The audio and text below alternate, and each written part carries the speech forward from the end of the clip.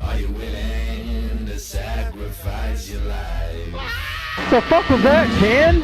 Joey Fats Radio, row 1C1. I've been loving every second. I'm not rooting for injuries openly, but I just pretended that was Brian Deegan. I'm so fucking pumped. I'll be like, yeah, bitch, fuck I will do that. I'm gonna find him on LinkedIn and be like, "Did you punch a kid in the face? Tell me the truth." All right, Sean brought his A game tonight. All right, okay, I like it. I like where this is going. And I don't want to put this as like a thing. Like he wasn't a bad guy, as far as Who we said know. he was a bad guy? I don't know, but I feel like we're painting him in this light that he was like this bad guy, and I don't want to do that. To this day, I hope you hear this. Fuck you. But rules are rules, okay? Stupid rule, but it was a rule. If you were a Crip and you were cooling in the cut, what do the Bloods do? Are they booling in the butt?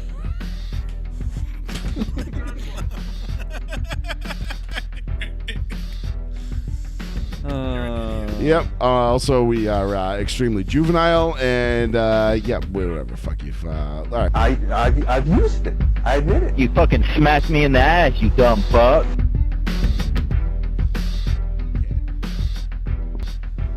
Welcome, ladies and gentlemen. Welcome to the show. We're having a funny conversation right before the Yeah, we're getting in. We were getting into a decently deep conversation there concerning your Boston Celtics, not mine, my Los Angeles Lakers are out. It is over. We were talking about your Boston Celtics, but it is row 1 seat line, Joey Fats Radio, live right here on the one, the only, the New Bedford Guy. Thank you all for joining us on this absolutely beautiful Tuesday evening. God damn. It's not as nice out as I kind of hoped it was going to be, Sean. You know, it's getting there. It's windy as shit. I feel like this weekend's supposed to be lit. Like this time next week, we might have to put the air conditioner in for the show.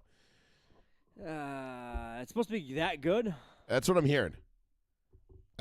So, fuck what you heard. It's what you hearing. But nonetheless, the weather's getting better. The topics are getting thicker and juicier as we get closer to Memorial Day. We've got a lot to get into tonight. We are going to we'll get all over my Lakers. We'll get into the NBA playoffs that continue to roll on without the Boston Celtics or the Los Angeles Lakers in them, which sucks for everybody involved because, man, would have been fun to have Boston, LA in the finals this year. But the basketball gods decided they wanted to smite us and force us to sit and watch probably what I assume is going to be San Antonio, Oklahoma, and I'm still guessing it's going to be Detroit and the Knicks. And I assume we're going to end up with with Oklahoma versus Detroit. The Knicks. I don't know. I think it's going to be an all orange and blue finals, Sean, which bodes well for my Broncos. The Knicks. We've got some scheduling to talk about with the Broncos. And a little bit of the NFL. No, we do. We have the first. We know where Denver's playing week 1. Is that official though? Yes, it is an official leak per Adam Schefter. So we'll get into the NFL schedule leaks as the schedule is set to come out tomorrow. We'll do a full show next week. A quick little recap, or maybe we might take next week. I think we might take off, and then we'll come back. We'll do a full schedule recap after Memorial Day. Next week is Memorial Day? No, the week after is Memorial Day. The week after. Okay. Yes, because we don't have a whole lot going on this week.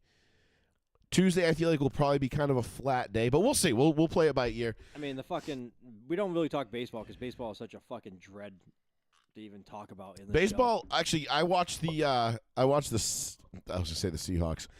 I watched the Mariners and the Astros last night for a little bit, for about an hour and a half. I watched about 3, 4, 5 innings. It was actually pretty good. I can't. It was good. I enjoyed it. I was like, oh yeah, that's right. Baseball is fun. But it was good to see my Stros on national television. So even though they're not doing very good, but nonetheless, we're going to get into all that plus more, plus your phone call. 774-992-8702 is the number if you want to give us a call and get your thoughts in on everything that is sports tonight, because that's what we've got. We've got a bunch of stuff to get into, so we're going to dive right into it. Before we get into the NFL schedule and the Lakers and the NBA talk, Sean, I do want to just touch real quick on NASCAR. Because if anybody didn't watch Watkins Glenn on Sunday, boy, did you miss a fucking gem. The name throws me off. Watkins Glenn? Watkins Glenn. It's Watkins Glen, New York. I know, but I don't like the name. The name It's just bothers upstate New York. It's very pretentious. me. Watkins Glen. They're going to Watkins Glen this week. It's very British. It is. So for those of you that don't know or don't really follow too closely, but you should because you should be listening to the show. You know that this Shane Van Gisbergen character, the Kiwi from New Zealand, who's I think he's like a 3-time supercar champ down in New Zealand, which is supercars are basically like they just race like Mustangs and Camaros. They're all V8s and they just rip them around road courses and they're super nasty. Yep. This guy is the best supercar driver in the world. He came over to NASCAR a couple of years ago, got his start. Terrible at ovals, but holy shit, can this guy wheel on a road course? Sean, You were saying that last week. yeah, this dude, and boy, did he put on a clinic on Sunday. So Watkins Glen is one of the few tracks that NASCAR drivers actually know because they race it every year, and they've been racing it every year since at least as long as I can remember. So it's not like they go to the Chicago Street Course or or COTA or something that like a lot of these guys aren't super familiar with. Yep. No, they're super familiar with this place. SVG pitted was in 18th place, 83 seconds behind the leaders with like 20 laps to go. 83 seconds is insane. That is an eternity in auto racing. 83 seconds, a minute and 23 seconds behind. That's an eternity in like almost every racing type sport, even on foot. Yeah. If you're a minute and 20 behind somebody, That's minute 23, it's like an impossible amount to make up. Shane Van Gisbergen took the lead with 4 laps to go and then still won by like 12 seconds or 8 seconds, whatever it was. that's unbelievable. He outclassed the entire field in a way I have never seen anyone get. I have never seen somebody get beat that badly. It'd be like going to like showing up to your local gym for your men's league and like Tracy McGrady in his prime is there. Oh, and you're just shooting threes and And just dunking on people and like just doing everything, literally running circles around everyone. It'd be like trying to it's like I'm trying to think of like what else, like you show up to like a go-kart ring and you're just like they're like, oh, Michael Schumacher's here, good luck. And you're like, oh fuck, like I would be so pissed. it was the most impressive drive I have seen in NASCAR in a very, very long time. And what kills me about it is the odds on the betting, and I didn't bet him this week because he was like minus 130 to win. Yeah. And I'm like, even if you had given me better odds when he was 83 seconds back, like I don't think those odds would have moved much.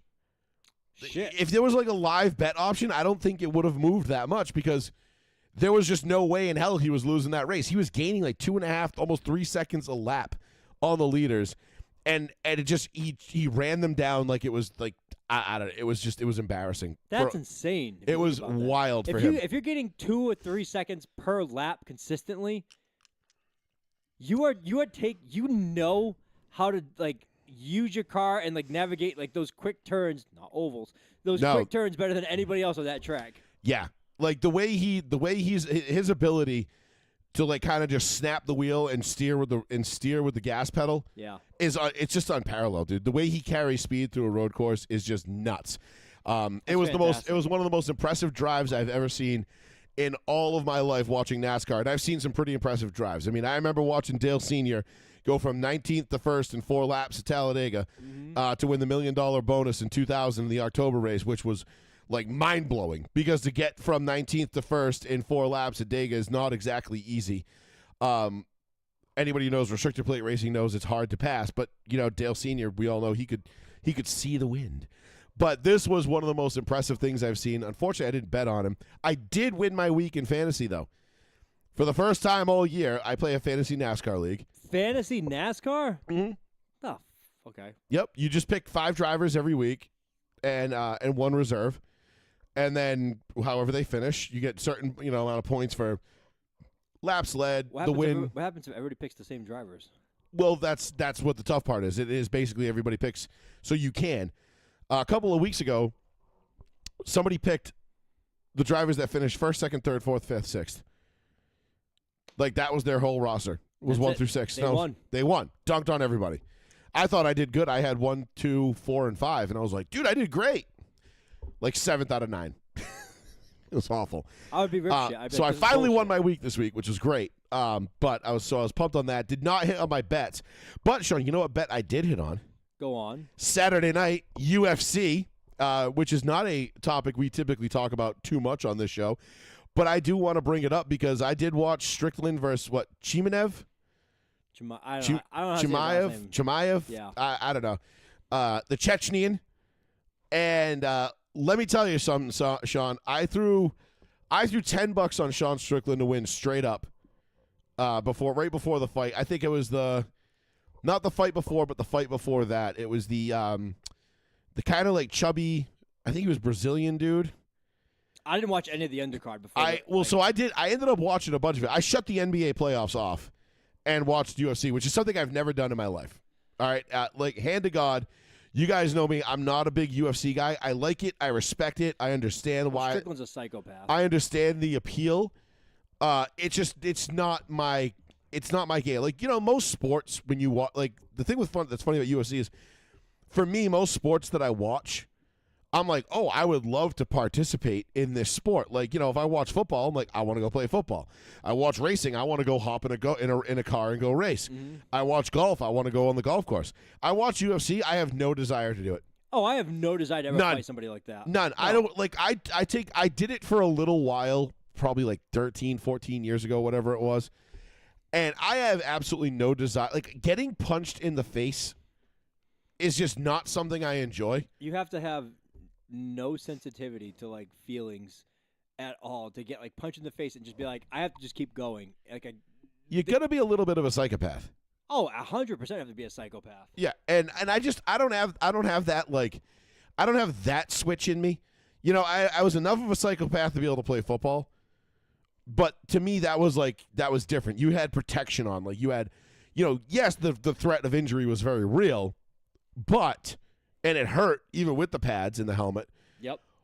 But there's something about the UFC and mixed martial arts that I just watch and I'm just like, nah, man, that does not look enjoyable to me. Combat sports to me, great to watch, awesome spectator sport. For me, I have zero desire to participate in any of it. Yeah, that's too much. Yeah, I'm just like, nope, I'm good, because I don't enjoy fighting personally, like in any kind of like way, like. Mm-hmm. I know that might come as a surprise to some people, but like, I'm not one of these people that likes, like, I do not like to go to Gillette Stadium and have to punch somebody in the face because they're being an asshole. You like fight people online all the time. What are you talking about? I mean, yes, verbally I will fight with you online.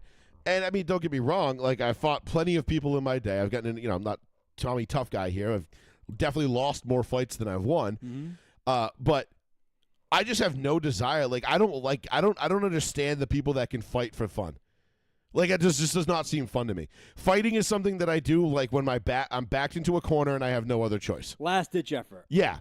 And it's usually going to be like one of us is walking out and one of us isn't. Yeah, fight or flight, you're like, I'm just going to take the flight because I'm not taking chances there. Yeah, like, even if I know I'm perfectly capable of it, or I'm going to, or I feel like I'm going to win, I'm pretty confident. Sure. Like, if I look, size the matchup up and know, But there's also other complications of that. There's a lot. You could go to jail. That's you could the lose other your thing. career. And I've come close to that too. So, not fun. I don't enjoy it, but I did enjoy watching it on Saturday night. I can't remember the names of the undercard fights, and then the second one that I watched was the Japanese guy who lost. What the hell was his name?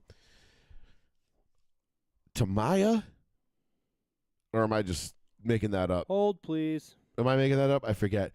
Because I remember, because I watched 3 fights. Joshua Van defeats Tatsuro Taira. Yep. So that one I watched the whole fight of that, and then the fight right before that I jumped in like. Alexander Volkov. Yeah, he's very good. Alexander Volkov defeats Waldo Cortez Acosta. Yeah, Acosta. He lost. Yeah, Acosta, who was a Brazilian, right? Yes. Yeah, that guy was cool. Volkov is I think he was a heavyweight champion at one point. Yeah, big dude. Yeah, Volkov. Big fucking guy.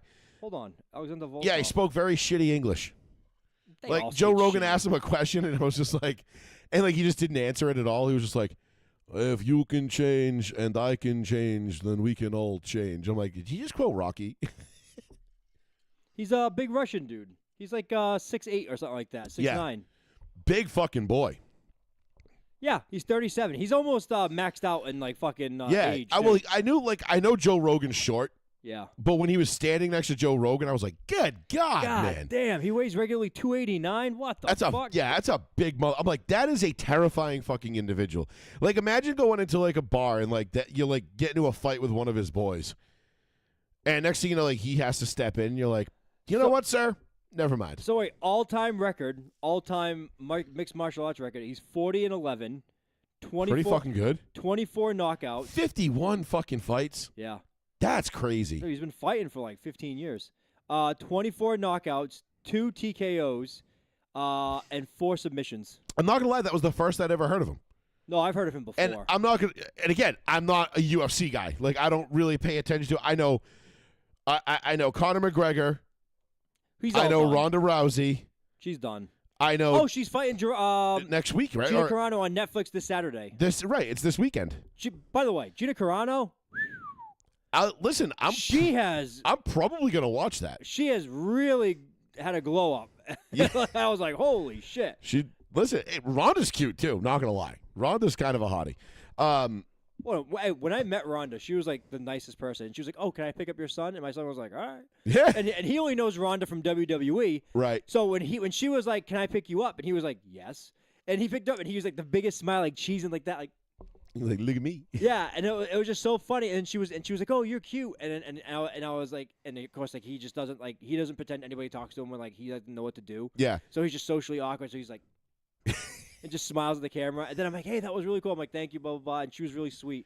And, people talk shit about her because she's very outgoing and political and, I always liked her. I never had a problem with Ronda Rousey, even when she was kicking the shit out of everybody. But then she lost to Holly Holm, and everybody, like, took that opportunity to shit on her, and I'm like... Well, and then she lost to Misha Tate on a comeback thing, and she happened to lose to 2 of the greatest female fighters of all time. Yeah. Holly Holm, a USA Olympic boxer. Right. Misha Tate, probably now the greatest women's fighter of all time. Is she really? Oh my God, I have no idea. She retired with 2 titles because she was fighting in both divisions. If you would ask me, I would have said Ronda Rousey still. No, Tate. But I have no... Because, again, I don't follow this Tate stuff. So cleared the field, retired, said, "Here's both titles back because no one's been able to beat me. I'm getting old."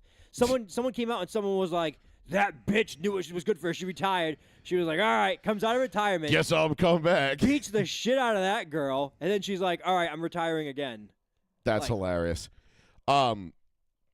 No, so like I said, I don't really follow this stuff too much. I like it, I enjoy it.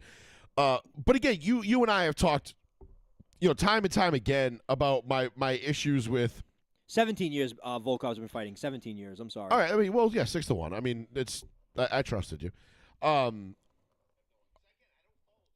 don't follow it to the point where I know who the fighter is. Like I said, I've got guys that I liked.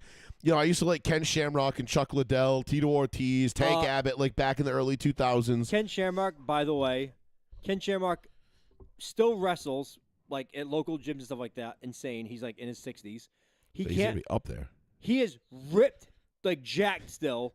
He can't lift his arms higher than like his nipples. He talks about it all the time. Like his arms don't go that high, and that's it. Like his shoulders don't work anymore. He goes, he needs like complete double shoulder repair surgery. Oof. Also, he wants to have one more Ultimate Fighter match to end his career, and everyone's like, there is no chance anybody is booking you for that. No. And he was like, I want one more match. It's not going to happen. He's a psycho. I mean, but again, that speaks to what I was just saying about how you have to have that kind of like psychotic like sliver to you in order to participate in this sport and do it because like everybody tunes in on Saturday night, right? So we'll get to the undercards were cool. I do want to give a shout out. Like I was super impressed with the Japanese kid. Tyru. Dude, that kid, I swear to God, I was like, oh, Tyra. Like when I watched him fighting, I'm like, I totally get why we nuke Japan now.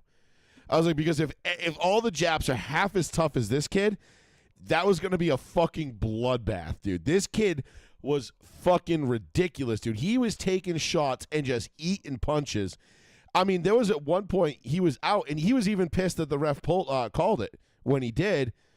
Round 5, right? And yeah, I think it was the 5th round. It went the distance, if I'm not mistaken. But I was just impressed with how tough he was. The other guy was great, Van. I think it was his name, right? was awesome. It was fun to watch, man. I really thoroughly enjoyed it. I'm actually looking forward to watching Ronda Rousey potentially on Saturday night if I remember it's on. But I set an alarm in my phone to remind me that that Strickland was fighting on Saturday night. Yeah. And I turned it on. I shut the NBA playoffs off. And we'll get into it in a little bit. But this Oklahoma City team, the way these playoffs are being officiated and played, it is like if the NBA was unwatchable 3 years ago. I don't know. I don't have a word for it now because it's even worse. Like this is the worst I've ever seen it. But I shut it off. I think I shut the Lakers game off early. It was over anyway. The Lakers weren't winning it. You know, Oklahoma was pulling away, and I'm like, yeah, whatever. I'm like, this brand of basketball sucks anyway. It wasn't even like an entertaining game, so I was like, fuck this. And I threw on the UFC. And that's why I caught the 2 undercard fights, and I'm glad I did because they were 10 times more entertaining than what I was watching in the NBA. But this Strickland fight, dude, was awesome. Because I don't know, like I only know of Strickland because he says a lot of political shit. Oh my God! And yes. he gets plastered all over my Twitter timeline because he's a big Trump guy and all this other stuff and whatever. Not only that, he's a big like.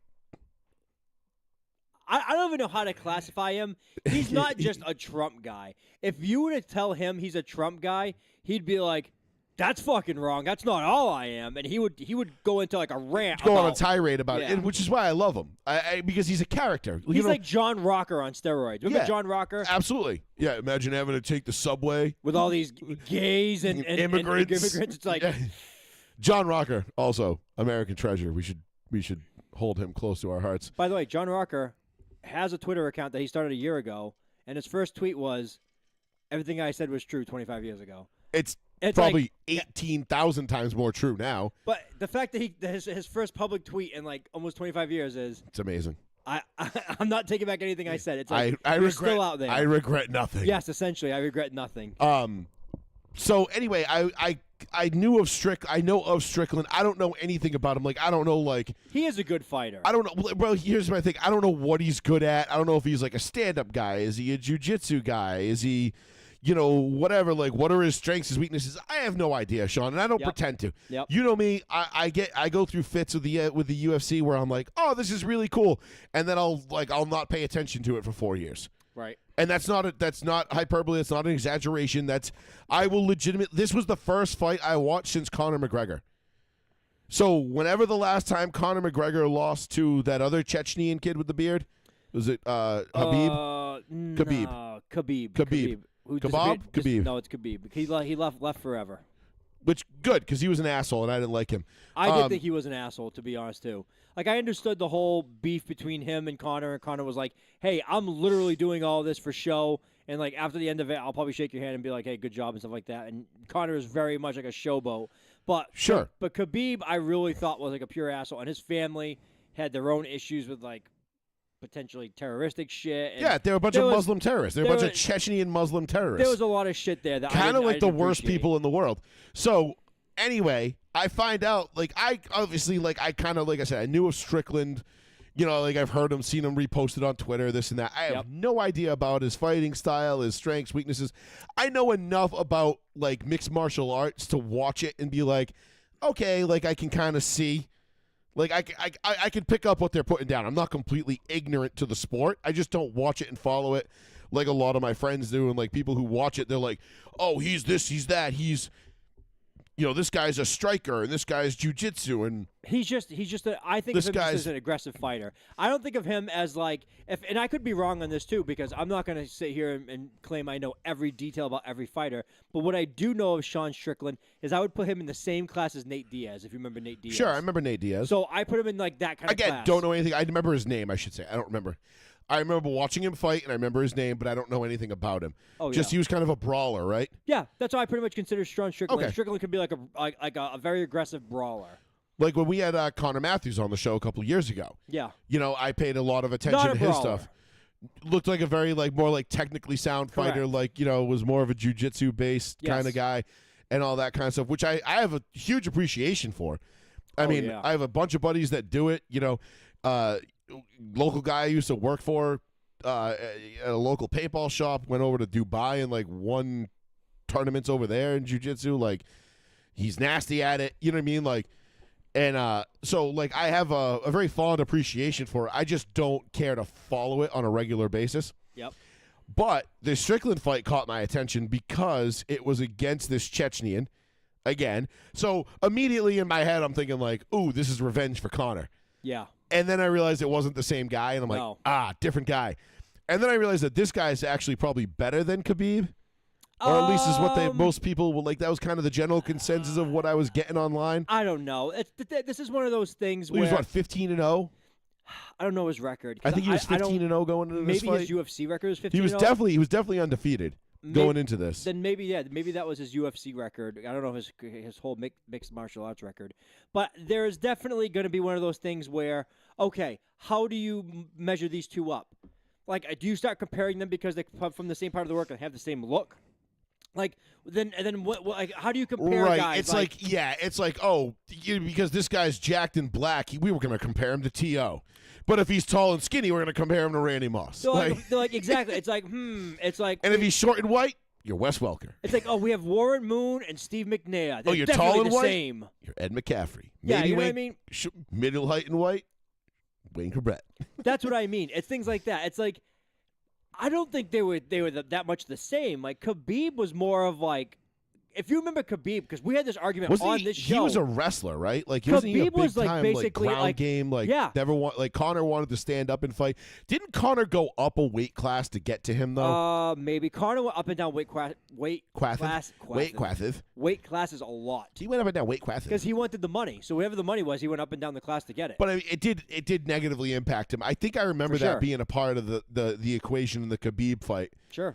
Because I remember. I'm trying to remember I don't remember a ton about it because again I don't care enough to like. We talked about it on the show. Khabib was not liked because he was considered a very boring fighter. He would put you in a grapple and then he would essentially try to just choke you out. It was almost like he was like an octopus or a snake. Yeah. And he would basically just try to constrict you. He would just grip you to death. Yep. And then we're like, oh, he fought bears as a child and that's how he would choke out bears. It's like, dude, I don't give a shit. That sounds poor as fuck. He went to the hills in Mongolia and choke out bear. Like, you know how that sounds to anybody else? Oh, he would go wrestle bears when he was a child. That sounds like you're a fucking asshole family that you would wrestle bears for fun. You'd allow your child to wrestle a bear. No shit. Does not seem like good parenting. That does not seem But then again, what do you expect from Chechnyan terrorists? But it's like, oh, like that's how he was trained. Then your parents were dickheads, okay? That's what it comes down to. Yeah, all right, I get along with that. So I do remember the Conor fight being boring. Yeah. And I do remember Conor tapping out. Because he got him in a rear naked choke, and that was it. That was it. And Conor did the on the forearm. And tapped out, and I remember being like, people would be like, "Oh, he's a fucking bitch. He's a bitch for tapping this and that." And I'm like, it's not a bitch. It's over. That's just like he couldn't get out. It's called. I know this is over. He was gonna black out. It's a wrap. It was over. Yeah, and they're like, I'd have blacked out. And I'm like, okay, tough guy. No, you wouldn't have. And if you blacked out, and what happens if you black out and start twitching all over the place and you or what happens if you black out? What do you think? What's because some fucking shithead from the South End, New Bedford, who lives in a two bedroom apartment on the third floor, working for fucking Metro Pizza is going to be like, Puh. There is nothing wrong with Metro Pizza. I respect him. I like Metro Pizza. I respect him more because he didn't tap. It's like, okay. Cool. I'm so glad I got your adoration. But I don't understand I love Metro Pizza. I order it all the time. Yeah, no disrespect to Metro Pizza. Fantastic BLTs. But no, but my point is I remember the Khabib thing. I remember him being like Chechnyan Muslim terrorist fighting Conor, and everybody was kind of like, well, that was when we were in the middle of there's only one Conor McGregor. No, that was way years before. We kept just bringing it over because that was his popularity. No, wasn't that when the song came out? No. Oh, it's already been before that? No, that was when he one-punched that dude to begin the fight and knocked him out at like 5-10 seconds God, in. I miss Conor McGregor There's only so one much. Conor McGregor. I miss the press conferences. Who the fuck is this guy? Like the Irish dude. Like we need more of that. We need more, and that's always. And again, that's been Sean. So going back to what do I always say about my biggest beef with UFC is they're not able to retain stars. You fall in love with a guy and he's gone in 2 years, or he falls off.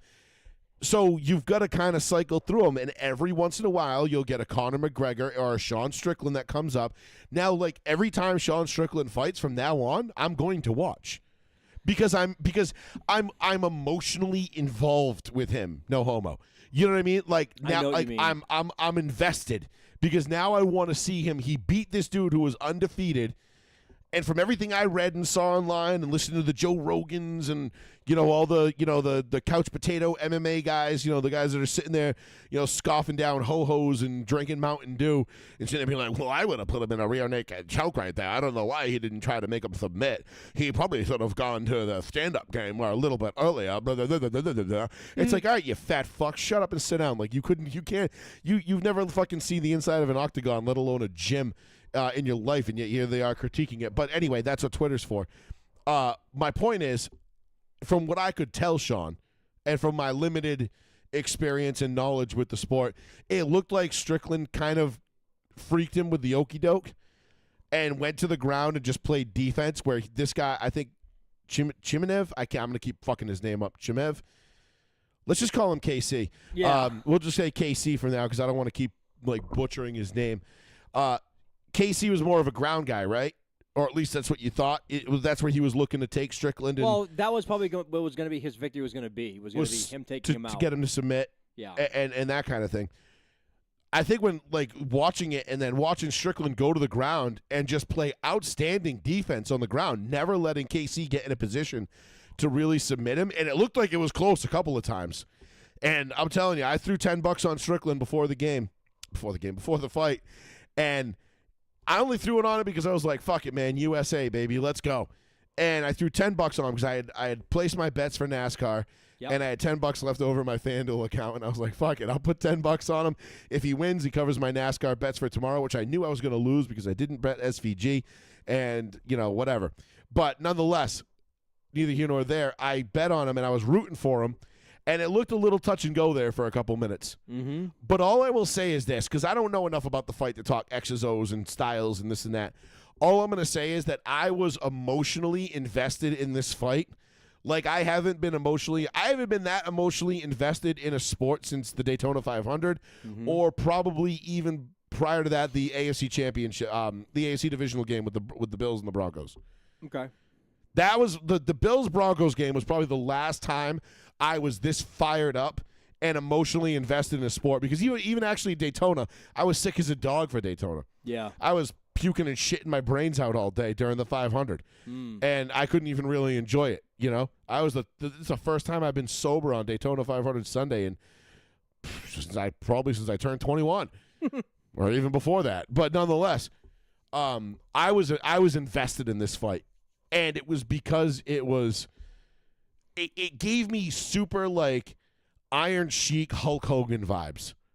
You know what I mean? Like, United States versus another country. You got the U.S., and we kick ass, and we're the best, and but we're the underdog in this fight. Yeah. Which I love. I love when the United States is underdogs because that's when I feel like that's when we fucking thrive. Like, as a society, as a country, Americans thrive as underdogs. Because usually we're never the underdog, usually. Well, no, we're the greatest fucking country on earth. There's nothing to be, there's nothing to be ashamed of. You know what I mean? Like, good luck finding a society or country, good luck finding a country through any human society in history better than this one. You won't. Like I told that fucking, that big-titted fat slut from Denver call girl, and she's like, make America great again? That, like, America was ever great? And I was like, yeah, go say that in Iran, you dumb bitch. I was like, go sell your pussy in the Middle East. Oh, wait, you can't. You'll get stoned to death. That's right, you fucking fat, dumb bitch. She wasn't fat at all, but I don't know when this was. This is a whole Twitter beef I had with some. Okay. She was like some blonde, big-titted blonde. She just fucked athletes for clout. Makes sense. And then, like, tried to talk sports like she knew because she's like, well, I fucked this guy and, whatever, blah, blah, blah. So that means, like, I know how to play wide receiver now. And it's like, no, bitch. No, you don't. No, you don't. I know how to play wide receiver now. But then she got all political and whatever. But she sucked. And she blocked me, which is, good looks. Love that. Love that. Love that little checkbox in the wind column for me. But nonetheless, it just gave me those vibes of, like, that, like, 80s America's the underdog. It's Stallone versus Ivan Drago. You know, it's Rocky versus Drago. Like it's the Iron Sheik versus Hogan. You know what I mean? And you're like, and I'm standing up. My wife had gone to bed early. She hit a wall. Like she was just tired. Like and she was out. And I'm like, don't worry about it, babe. I'm like, go. I'm like, I got plenty of stuff to do. I'm gonna watch the Lakers game. I'm gonna do this. I'm gonna do that. Blah blah blah. Go upstairs, enjoy yourself. She went to bed. Sean, I'm standing on my fucking bar stool downstairs at my bar, slamming my fist in the bar, going, fuck him up! Fuck him up! When Strickland, the first round, he'd gotten on top of him and was like kind of hitting him and like banging him up. And I'm going fucking nuts by myself. My dog is like, what the fuck is going on right now? And I'm just sitting there fucking pounding the bar, like, fuck him up! Fuck him up! And I'm like, couldn't give two shits about my money. I just wanted the win. Yeah. But it gave me that feeling. Like I got that excited about it. And I kind of remembered, I'm like, oh yeah, like UFC is a lot of fun when there's a story. I don't care enough about it to know, like, no disrespect to like Van and the Tamoya guy or whatever. I don't know anything about those guys. No, but I don't know anything about it. They're not characters. They're not people that I want to invest my time in. Yeah. They might be the best at what they do. And I'll give that Jap kid all the credit in the world. That kid was fucking tougher than a wet piece of leather, dude. That kid, he was like the kid from what was it, Franklin or whatever. Fall River. No, the green hair. Matino. He was Fall River. Oh, was it Fall River? I think so. Oh, I thought he was up like no, I thought it was Fall River. like Franklin Milford area. Oh, I I thought he Fall fought River. out of Milford. Maybe he fought out of Milford, but I think he was born in Fall River. Wait a minute. Anyway, was it Matino? Yes. Matino, that kid, like he gave me those vibes. Like this, like, all right, bro, you ain't knocking this dude out. Like You're gonna have to really work this kid. In his mind, he's like, this is the only chance I might get. Like I have to stick it through. Because who did he fight out? The Van guy. No, what was the Matino fight? What was the guy's name? The other knockout artist, big dude with the cornrows. Tall, Sean O'Malley. I kept wanting to say Strickland, but I'm like, nope, that's different. Sean O'Malley. Like, we watched that fight. Remember, and his head's like bouncing around like it's on like one of those paddle boards. You know what I mean? But anyway, it gave me awesome. The feeling I got watching that fight on Saturday was something that I haven't felt since football season. Yeah. Because I haven't been emotionally invested in anything that much since football season. And I think that's why I enjoyed it. But now, like, listen, like I said, anytime Strickland fights, I'm in. Milford, Mass. That's what I said, Milford, right? Yeah, he's fighting out of Milford, Mass. I'm watching Strickland no matter what. Yep. I'm gonna tune in on Saturday to watch Rousey because I want to see if Ronda still got it. That's gonna be a legit fight. That's not gonna be an exhibition match. It's a legit fight. And Gina Carano was considered the first great female Catherine fighter. said Bonsoir was one of the guys' names. Why does that sound familiar? Bonsoir, that's a fighter, right? Doesn't that mean good morning? Wasn't that one of the fighters' last names? No.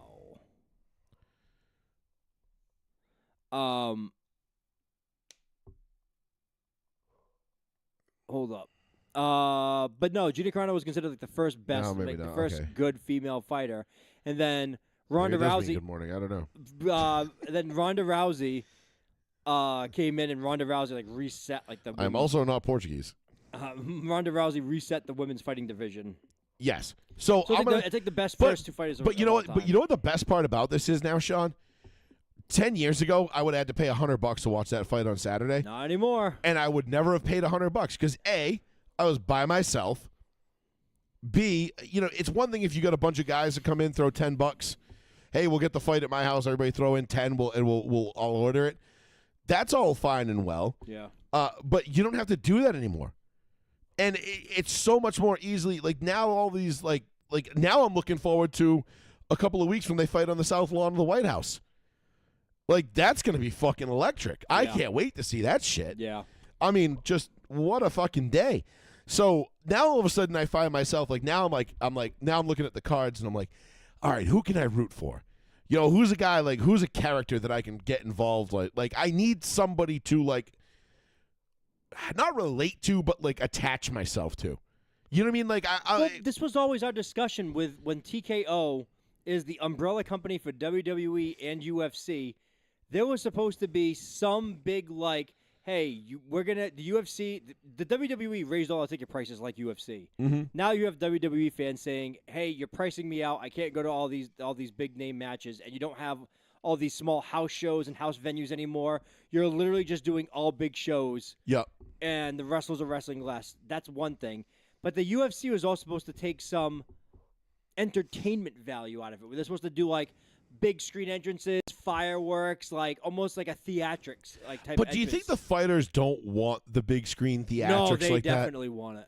The guys. All right, because I the thought guys come because out I and thought say they want it. because I thought maybe all right, maybe these guys we know don't get me wrong, we know wrestling is the acting is real. It's entertainment. But it's entertainment. 100%. It's a guy could come out and expend a shit ton of energy yes. during an entrance, and it's well, the outcome's predetermined regardless, so it doesn't really matter. Whereas UFC, this guy doesn't want to come out and be fucking, whooping it up and blowing a bunch of energy, and then all of a sudden he gets in the ring and he's gassed into, Well, there's because he spent too much time what's his name? Was the boxer that wore that the 50-pound fucking armor? I was exhausted when I got to I Yeah. can't think of his name, but to Joshua? this day, Was it Joshua? no, you're thinking of the former heavyweight champion. I can't think of his name. Anthony Joshua, right? Anthony Joshua. No, it wasn't Anthony Joshua. So then it was the guy that fought the Gypsy King. yes, and he lost He lost. to this day. Yeah. Oh yeah, remember he blew up on that yes. podcast? Yeah. Dude, a professional boxer that big though, blowing up like that, I'm like, whoa, okay, never mind. Yeah. Never mind. Yeah, yo, my bad. I My bad. said, "How was your day?" The fuck. Oh, Tyson Fury. Tyson Fury is the Gypsy King. Yeah. But who did he fight? Wilder, right? Deontay Wilder. Deontay Wilder. That's his name. All right, Thank you. that's it. Just as I was typing in Tyson Fury, it came to me. I hate when I do that. Shit. What were we just saying? And I had something to tell you. Can you stop telling me that my computer needs to be updated? Thank God you. damn it! It was something I had to just say too, and it was gonna be blanking out about it. Oh, you're talking about UFC, the entrance value. Oh of no, the whole thing. they talked to several guys, and you're talking about guys physically doing stuff like Yeah, opening- like blowing their energy. But a lot of guys talked about, oh, you know, it'd be awesome if I came out and there was a choir singing, the song I usually come out to. And Fuck yeah, dude. But that's what the guys want. WWE does that, or the guys come out and there's the huge light show, and then the smoke. Bro, could you imagine Sean Strickland coming out to the Undertaker?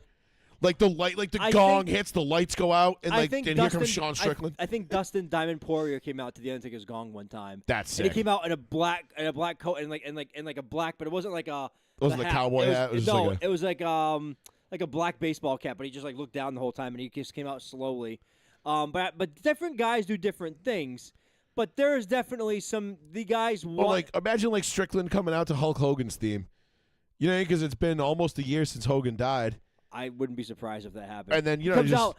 I am bald. a real. He's bald. He puts on the half long blonde hair. Hell yeah, dude! That'd be fucking lit. Has a blonde mustache. But that's the thing that's what kills me about UFC is that I like characters. When it comes to fighting, I like guys that are characters. People like characters. It's why we loved Muhammad Ali. It's why Ali might not have been the best out of Foreman, Frazier. Ali might not have been the best. Foreman was the better boxer. Yeah, but he wasn't Ali. Ali made you like him because of his antics. Ali got in his head too. That too. But he made you like him because of the rhymes, because the ability to do everything, the talking shit and the way he did stuff. You were like, I like this guy. People He's smooth. naturally like characters and divas. People are attracted to that. Even if you hate that person, you're still paying attention to that person. Listen, like Dale Earnhardt Sr. told Jeff Gordon, I think it was 95, 96, when Gordon was on the way up, and everybody was booing him, and he was getting bummed out because he was getting booed, and Dale Sr. says, listen, kid, whether they boo you or cheer you, as long as they're making noise, you're doing something right. And that's it. And he was like, oh, okay. And he's like, so embrace it, regardless. Kyle fucking Busch, my favorite fucking drivers of all time, he got booed every time he won a race. And he would do the bow, the sarcastic bow, and the whole thing. And he just played up the villain role. Yeah. And he was an asshole on the track, and everybody hated him because he wrecked Dale Jr. and all this other shit. People love that shit. Absolutely. But whether they love you or they hate you, As long as you're making noise, I don't care because that means you're thinking about me, People and that love, means you're giving me what I want, which is the attention. people love villains. Absolutely, 100%. People love heels, dude. I mean, come on, man. Like, think about, we talk about wrestling.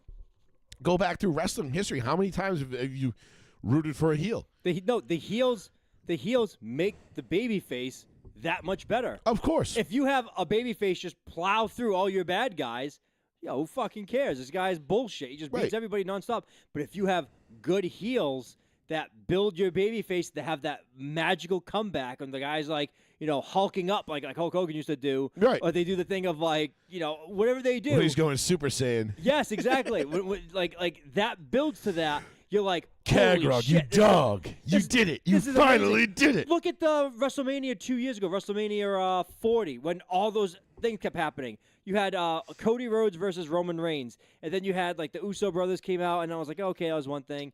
Then you had Solo, the other brother, come out, and then John Cena comes out and knocks out Solo, and then You talking about Cody Rhodes versus The Rock? No, it was the one. I'll get to it because then John Cena comes out and knocks out one of the Solo. Didn't John Cena come out in The Rock, Cody Rhodes And episode 2? The Rock comes out and gets rid of the Rock. I'm sorry, the Rock comes out and gets rid of John Cena, and then Seth Rollins comes out and the Rock gets rid of Seth Rollins, and then all of a sudden he's in the middle of the ring. He's about to whip Cody Rhodes, and the lights go out and you hear the gong, and the place Exploded. loses it. One of the biggest pops I've ever heard. In wrestling history, and then the Rock's face sells it of like Oh, no. the immediate zoom in, and the lights come back on. He's just there in the ring. I still regret, because you know what pisses me off about that is that I was sitting at home that night, Yeah. like just funny fucking around doing nothing while Yeah. that was happening live on Yeah. Netflix, and I could have just put it on, but you didn't tell me there was. I didn't know it was going to happen. Nobody knew that was going to happen. Yeah, but we should have known. Like, hey, Cody Rhodes is fighting. This could be the big thing. Whatever. Nobody, Because back in my day, because that happened on Saturday night. Back in my day, no, that was Sunday. well, It was Sunday night. no, I'm pretty sure it was Saturday. No, it was Sunday because Saturday was Cody, Seth Rollins You versus sure? 100%. Cody, Seth Rollins versus Rock and Roman. It was a tag team main event the first night, and then Oh, so the they singles fought 2 nights in a row. kinda. All right, that's weird then. But nobody knew that was going to happen. But back in my day, WrestleMania was on one night. I know. Back in my day, the draft was on one day.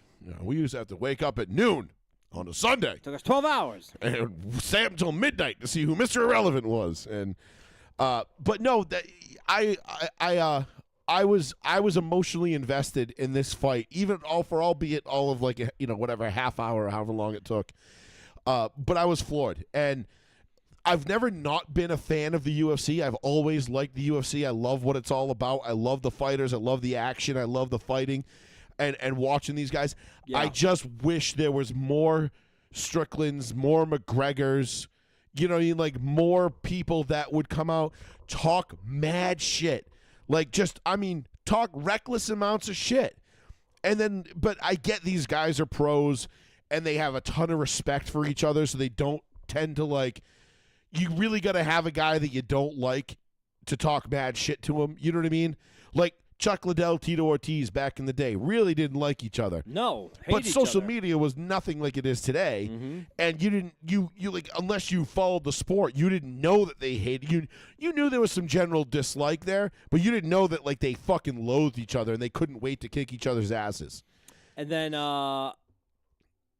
there was an even better one that was Ortiz and Well, because Tito kind of killed Chuck Liddell. Well, he beat Chuck Liddell that night, vice versa. and then Tito went on to because Tito beat Shamrock. Yes, he did. Then he fought Liddell and beat Liddell. Once. Yep. And And, Chuck that was Liddell- it. And then Chuck Liddell got knocked the fuck out by Rampage. Was it Rampage that ended Tito? Who ended Tito? I forget. I think it was Liddell. No, Liddell got beat by Tito. Liddell I'm pretty sure he got him in, I forget what he got him in, but he got him in like an arm bar or a fucking ankle lock or something By stupid. the way, It was so lame. Tito Ortiz versus Chael Sonnen. Chael Sonnen, Chael Sonnen, one that's another name of I haven't the heard in a while. funniest UFC fighters of all time because he just spoke so well. You know who else I missed too? Not for nothing, Brock Lesnar. Brock Yeah. Lesnar had that flair to him because he had that WWE flair. But again, these guys in the UFC, they take their jobs very seriously because it is actually their job. You know what I mean? Like, their job is to win the fight, not, I guess, do all the extra shit. But it kind of is, right? Like, He lost to Randy Couture and Chuck Liddell back to back. So Tito did? Yeah. After he got hurt, though, after the knee, right? So he lost. So he beat Ken Shamrock for the title.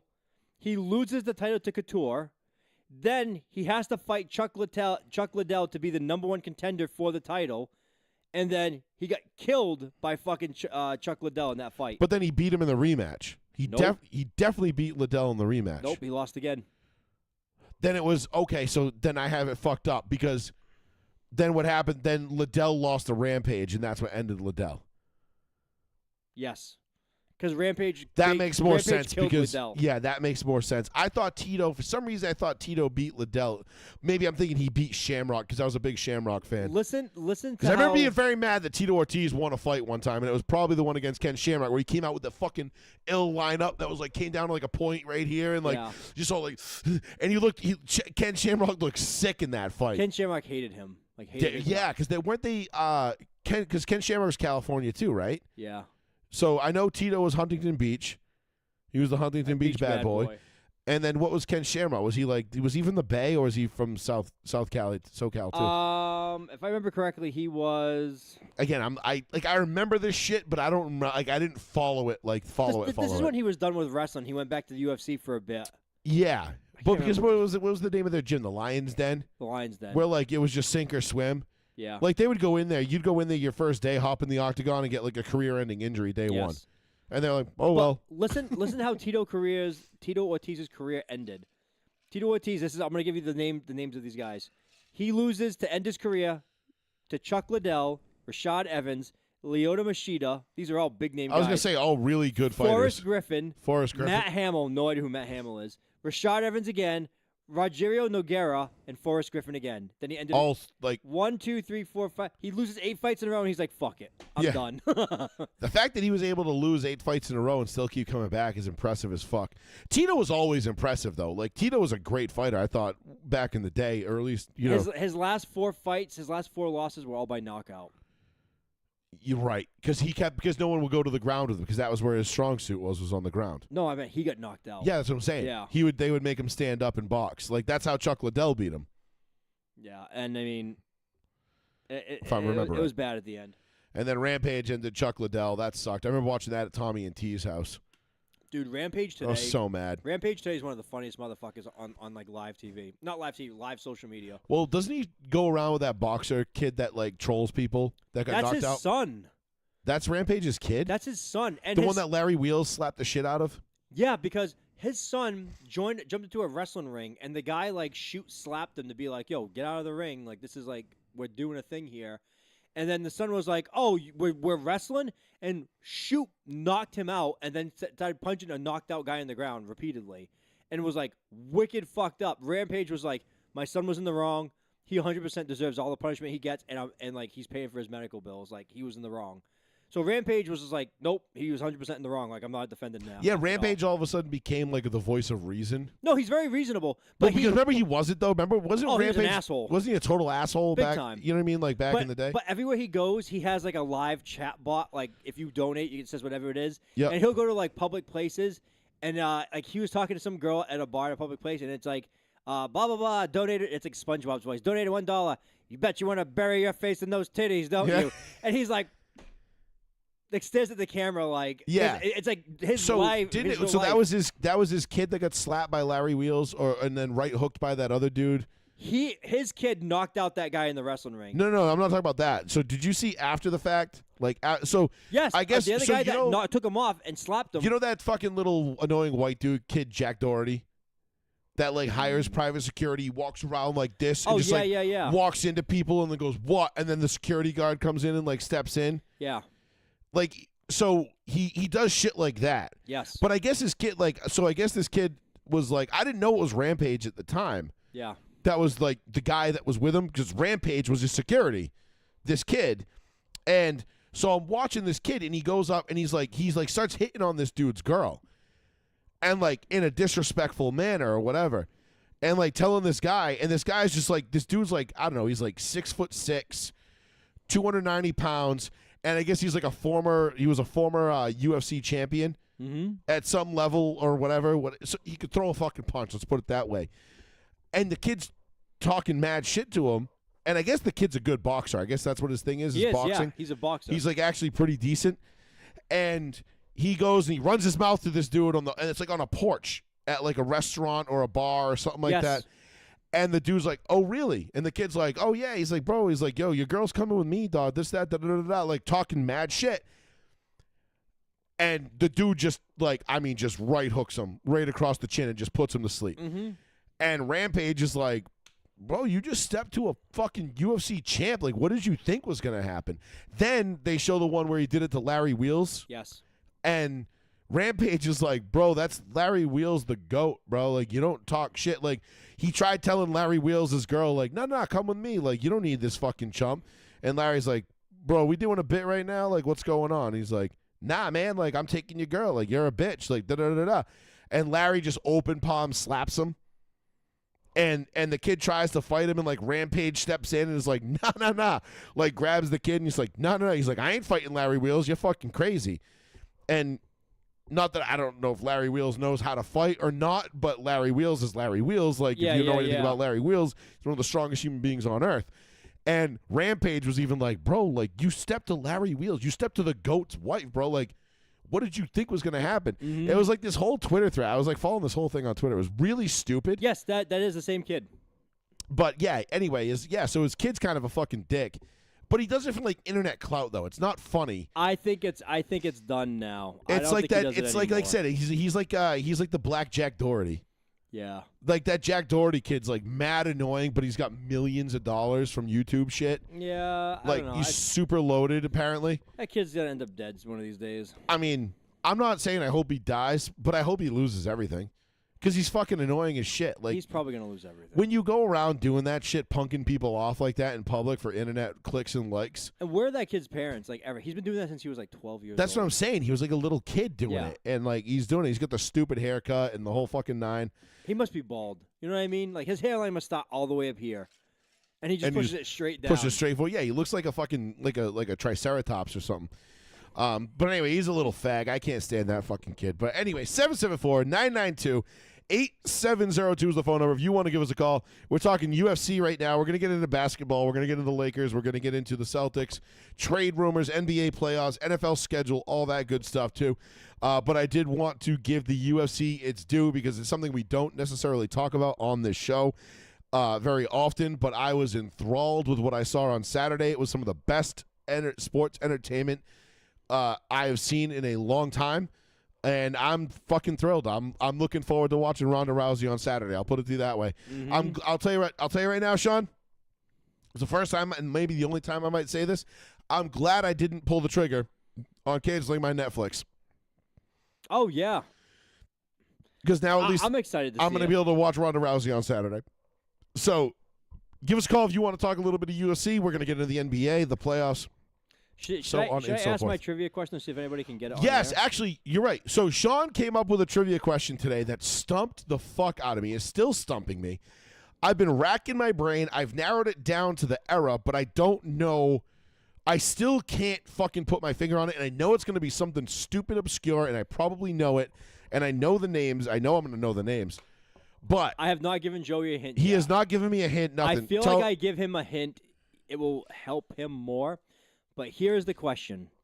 What is the franchise, the only franchise in history, that has drafted 2 Hall of Fame quarterbacks in one draft class? Same draft, same year. Same draft. 2 Hall of Fame quarterbacks drafted. Same year. This franchise drafted 2 Hall of Fame quarterbacks. I've been beating my brain up, and before anybody accuses me of cheating too, like I tried cheating, but Pro Football Reference makes you pay money now. What? No. It's like $9 $9 a month to Get use the fuck certain outta like here. certain things. Yeah, I was like, oh wow, great. This site's dead. I'm like, fuck that. I How couldn't. poor are they? I wanted to go by. I was going to look and see each quarterback, like all the quarterbacks drafted each year. And I would have been able to, at that point, I would have seen the names and I'd have been like, oh, boom, boom, right there. Okay, that's easy. Should have known that. Maybe. But there's a fucking paywall on it now, and you got to pay $9 a month to use that feature on their website. And I'm like, I'm not paying $9 a month for that. Like, I use this twice a year, 3 times a year, maybe. Like, no. Like, I mean, I use Pro Football Reference constantly. Yeah. Oh my. But God, I don't need to sort. I'm not paying $9 a month to fucking. For what? We don't work in football. Exactly. Like, I'm just a common, once a week podcaster, and my brain is my I'm encyclopedia. a common street hooker. Yeah, I'm a. I was gonna not say hooker. I was gonna say something else that probably would have got this show canceled, but nonetheless. So Joey told me I use it. Joey's guest to me before the show, which I'm gonna immediately tell everybody this is where my mind went, because I'm not gonna give away any hints to you, but my mind immediately goes to, you immediately start thinking San Francisco 49ers. You start thinking specifically. You start thinking of the teams that have had the Green Bay. Yes, consecutive Hall of Fame quarterbacks as their starters, but not drafted in the same class. Joey did what I did. Joey goes, Jim Plunkett, Patriots, ended up not being a Hall of Fame player for the Patriots, but was a Hall of Fame quarterback. Who else did the Patriots draft that year? That's what I started doing, because I started thinking of teams that drafted a quarterback that may not have been Hall of Fame with them, but somewhere else. And I tried doing that, and I tried 2 teams, and both teams were wrong. My two initial guesses were the Patriots and the Dolphins, because I went through because Bob Greasy got hurt in the 72, the undefeated season. I forget who it was that came in and filled in, and I was like, did he end up in the Hall of Fame too? But that wasn't the case, and not for nothing, but either I don't think they were drafted in the same draft anyway. It's not a trick question either. It's not. And this is not a hint. It's not a trick question where the people that are going in Hall of Fame, the guy was a quarterback for 1 season and then he was a wide receiver for 9. No, these are both Hall of Fame quarterbacks, all-time quarterbacks. And initially, I'm thinking, so I start working backwards in my head, and I'm like, all right, when was the last time, a team drafted 2 starting caliber quarterbacks? And you go back to the Redskins in 2012 with RG3 and Kirk Cousins, and I'm like, no, they're not in the Hall of Fame. And then I'm working my way back through, and I'm like, no, John Elway, Tommy Maddox, no, that doesn't work. Obviously Steve Young and Montana don't work. But you start thinking back, and I'm like, wait, who drafted Warren Moon? I'm like, okay, the Houston Oilers drafted Moon.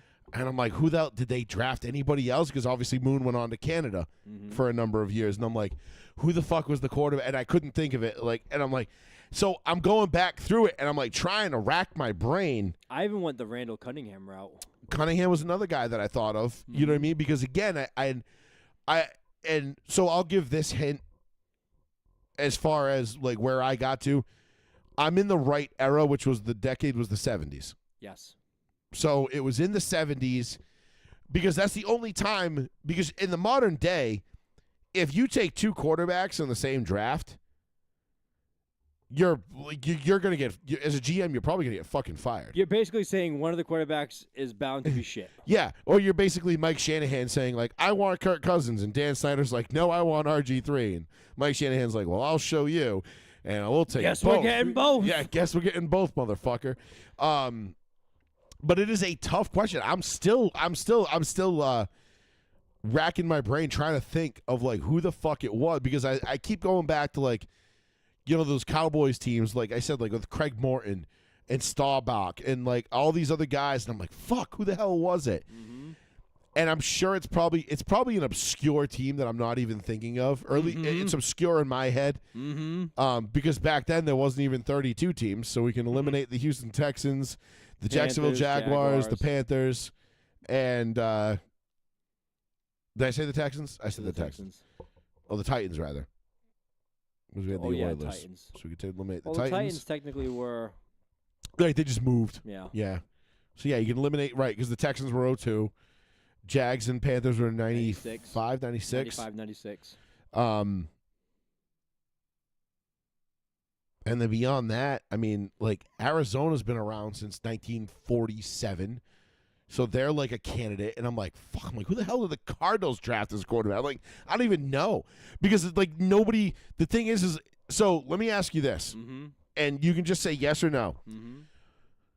Were these quarterbacks drafted by this team? Did they have success with that team? No. Okay. Neither of them. That's what I'm saying is because so imagine you got the Cardinals. They take 2 guys in the 3rd and the 5th. You're going to hate yourself. Yeah, it's the Cardinals, isn't it? No. No, okay, good. Because if it was, I'd be pissed. But, it's going to be something stupid where they both go off to different teams and have success. Not with the team they're drafted from. You could say that. Did their Hall of Fame credentials come with the team that drafted them? No. Okay. Neither of them. So right then and there, it's like, all right, now that net gets super wide. Yep. Like really wide. Yep. I'm gonna make a drink because this is pissing me off. It's the hint I want to give you would absolutely change the entire course of your thinking. I know it would, and because I know it's that simple. Like this is not it's a difficult question, but when I get the answer, I'm gonna be fucking pissed. You are going to be pissed. I was pissed when I got the. No, I'm good. No, I was pissed when I looked at the answer myself, and I was like, God fucking damn it! I'm like, this is stupid. But now I have to torture other people with it. All right, no, I'm giving you the other hit when you come back.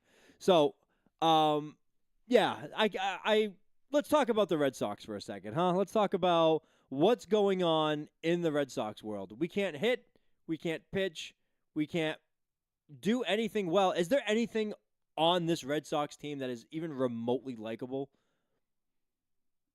I'm asking a general question. I can't stand to even watch the team. I was disgusted with them firing the manager. I was very anti-firing the management team. Like, if you didn't like Cora, fine. Who fires Cora, or who fires their manager in April, the beginning of the season? No team does that. Teams that have no success for decades, teams that we make fun of on this show, the Brownses of the world, the teams that annually and forever, perennially, I can't say that word for some reason right now because it's late and I'm just tired. Teams like that just forever make stupid decisions like that and pay the coach, hey, we're going to pay you to go away and we're going to have someone else coach the team. And this entire team is just extremely unlikable. And then you have situations that recently happened the other day, which for no reason happened. Like Jaron Duran coming out and just arguing with Boston media saying, like, teams don't lie about players' injuries. What a weird thing to fight about. Of course teams lie about players' injuries. I think it happens all the goddamn time. What a weird hill to die on. Like, that's a hill you shouldn't have climbed to die on in the first place. Like, it's a weird stance to die on. I'm just so over hearing anything to do with the Red Sox. I'm so over John Henry finally addressing everyone chanting "sell the team" or whatever else he had heard. He said, "Oh, when you hear things like that, you have to just try harder." No, you don't have to try harder. The national consensus when you have free agents hit free agency and their agents actually hear from the Red Sox is that they groan when they hear it from the Red Sox. They're like, we don't even want to talk about the Red Sox. It's just such a shithole to play. We don't even want to think about going there. You have to just basically reset the entire whole goddamn organization at this point. And you need something or someone to be likable on this team because this team has too many good, gifted young players. Am I frozen? No. Okay. No. This team has too many gifted young players. You just stared at the screen, and I was like, am I frozen this entire time? I'm talking like an asshole. I forgot that the screen I'm looking at isn't on the delay, and I wanted to see if I could see me walking behind the No, flag. you can't. No, you totally can't. I could because I moved it. Oh, you can see the moving of the flag. Yeah, that's what I said. So, I was like, I wanted to see me move the flag, and then it just didn't happen because obviously it's not on a delay. And Yeah. I'm like, so I'm sitting here staring at it like an autistic retard. So I just don't want the Red Sox ever to have success under this ownership group until John Henry either dies or is forced to sell the team. That's it. That warms the cockles of my heart. That was my 2-minute mini rant about the Red Sox because they have nothing good going for them right now. What else can you say? No, they don't. So here's the hint I'm going to give you about our little trivia question. Yes. You're in the wrong sport.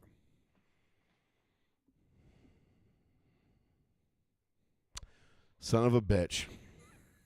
Which is why I was pissed. It's the New York Yankees? No, you're on the right track, though. Fuck. So it is a trick question. It's not a trick. It's definitely a trick. I mean, this is the only franchise to draft Okay, but two you said all right. Hall of Fame quarterbacks in their draft in the same year. So when you say the only franchise to draft 2 Hall of Fame quarterbacks, immediately I'm going to think NFL. That was the way it was worded. So the trick is that it's not the NFL. That's a trick question. Yes. Through and through, that is a trick question. Correct. But it did happen historically. Florida Marlins? Nope. If you could name me the team and then the players, I'd be wildly impressed. I got one of the players. I know Elway was drafted by the Yankees. Is it? It's not the Yankees though. It's not the Yankees. So Elway was drafted by the Yankees. What year was that? 82. So could he have been drafted earlier? Elway? Yep. No. He was drafted by the Colts and then traded to the Broncos in 83. Technically, I think he was drafted by the Yankees in 82. I know, but could he have been drafted earlier? Yeah. Well, yes, of course. So it was Elway. Elway was one of them. Okay, so we got that. So Elway was one. So who the fuck was it? The Dodgers? Too far out. Trying to remember who the fuck Elway. I only remember Elway being officially drafted by the Yankees. But it was in the 70s, you said. Mm-hmm. So they drafted him. They secured his rights. I have no idea. I honestly, because if it's not the Yankees, then I couldn't tell you. You ready to give in? Yeah, oh yeah, definitely. Kansas City Royals, 1979. They drafted John Elway and Dan Marino. I did not know Dan Marino was a pitcher. So I didn't say he was a pitcher. Could have been a positional player for anything else. Oh. They drafted both players, though, in the same draft. This is a trick question. This is a good trick question, but it's a trick question. I was when I opened the answer and I saw Kansas City, I was like, "What the fuck?" I do now that I remember you say. I think now I remember watching the Elway documentary and the Royals being a blip, but I remember it was the Yankees that was like the big players in on him. Well, because the Yankees had money and the Yankees were like, they were gonna take him, yes. and he was gonna. He's like, no. I remember him saying like, because that was his bargaining chip, telling the Colts like, you either trade me or I'm gonna go play baseball for the Yankees. Right. So I forgot about the Royals aspect. But don't of that. forget, the Yankees. But I would have no idea that Dan Marino was the other one that got drafted by the Royals. I had no crazy, fucking right? clue. 52nd overall, he was taken in that draft. That's why he was the big hanging point. Elway? Elway in 82. Okay. Because back then, they get Steinbrenner, Psycho Steinbrenner, young Steinbrenner who had owned the Yankees, offered John Elway a second-round pick, $140,000 bonus to play for the Yankees, which in 1982 It was a lot of money. was essentially like $10 million for an undrafted player today. Yeah. It's like a lot of money. fucking crazy. That's a crazy amount of dough. Interesting. All right. So I will argue your premise that it is a trick question. Because it tricks you into thinking, because the way it's phrased, it tricks you into thinking it's football. I was tricked too. And you're going to think automatically, like, okay, what franchise drafted 2 quarterbacks that ended up being Hall of Famers? Well, I said my thought was the Falcons maybe, the Brett Favre thing where they drafted Brett Favre, they got rid of him. Yeah. So I thought Brett Falcons, Favre. and then I also thought Jim Plunkett with the Patriots. I said that's what I thought too, because I immediately thought of quarterbacks that got drafted by a team and then were traded and then Hall of went Fame and had careers. success elsewhere. Yeah. That was that's where I was kind of leaning So when I with saw it too. Kansas City, I was like, "You're a fucking asshole." Like, Yeah, I that's was so a mad. dickhead question. Great question, great sports trivia question, but also asshole question because totally trick question. So He was a shortstop. He was drafted as a shortstop in the 4th round. Dan Marino. I love Dan Marino. I feel like I've watched every throw of Dan Marino's career, but I don't know anything about Dan Marino prior to being a Miami Dolphin. Neither do I. I'm looking You know what I mean? it up Like right now. I've never even really watched his college stuff. To be quite honest, dude, it's like one of those things. Like I've just never gone down that rabbit hole. Wow. Hey, in high school, Dan Marino was a pitcher. He went Of course he was a quarterback. He went 23-0 as a pitcher with an ERA under 1. I mean, it makes sense, though, because as a shortstop, you got to have a cannon. Yeah.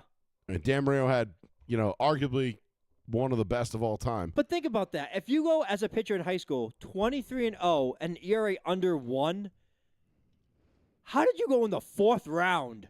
That's how deep the baseball talent pool is. Jesus Christ. That's why when, I see, guys, so I have a good friend of mine. His grandson plays for Wake Forest now.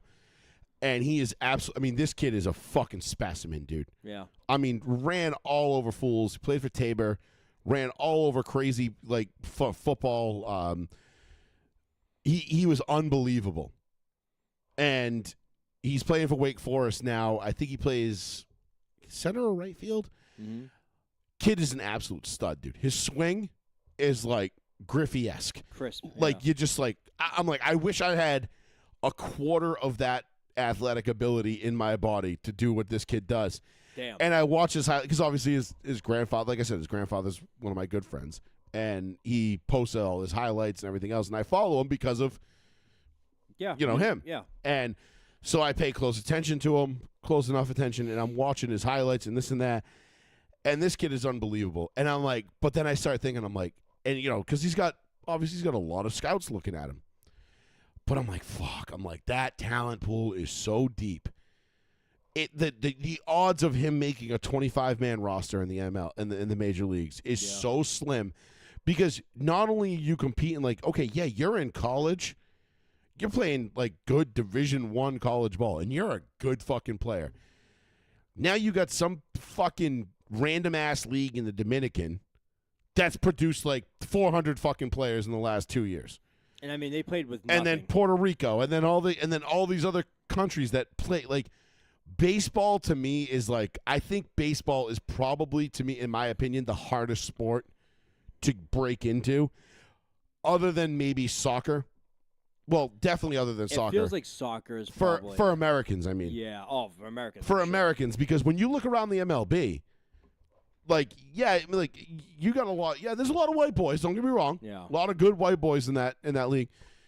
But you got your Cubans, your Dominicans, your Puerto Ricans. Basically the whole fucking Caribbean is represented somehow, some way in the major leagues. And those little islands produce so many, because like you said, you got guys out there with sticks, hitting rocks. So when they get to the majors, putting a bat on a ball is like hitting a beach ball with a golf club. They're okay, well, I'm definitely gonna make contact, whatever. And then fucking don't even get me started on the fucking Japs. Those sneaky motherfuckers. They're just taking over again. But I'm rooting for him. I hope he makes it. I want to see him. I would love to see this kid make it to the majors, because I know how proud his grandfather is of him too, it's awesome. Yeah. But and he's local. We had Jared Schuster on this show. Yeah, Jared got traded a couple a number of years already. ago. He's been traded around, but he's still in the system. He's still in the system. He's still clanging around, and that is I don't understand. I don't think people understand how fucking hard that is to do. When you talk about the major league baseball and the depth of that talent pool, and the people you are competing against, for you to even get a look at a major league roster is insane. That is so fucking hard to do, and you have to be so talented and so good.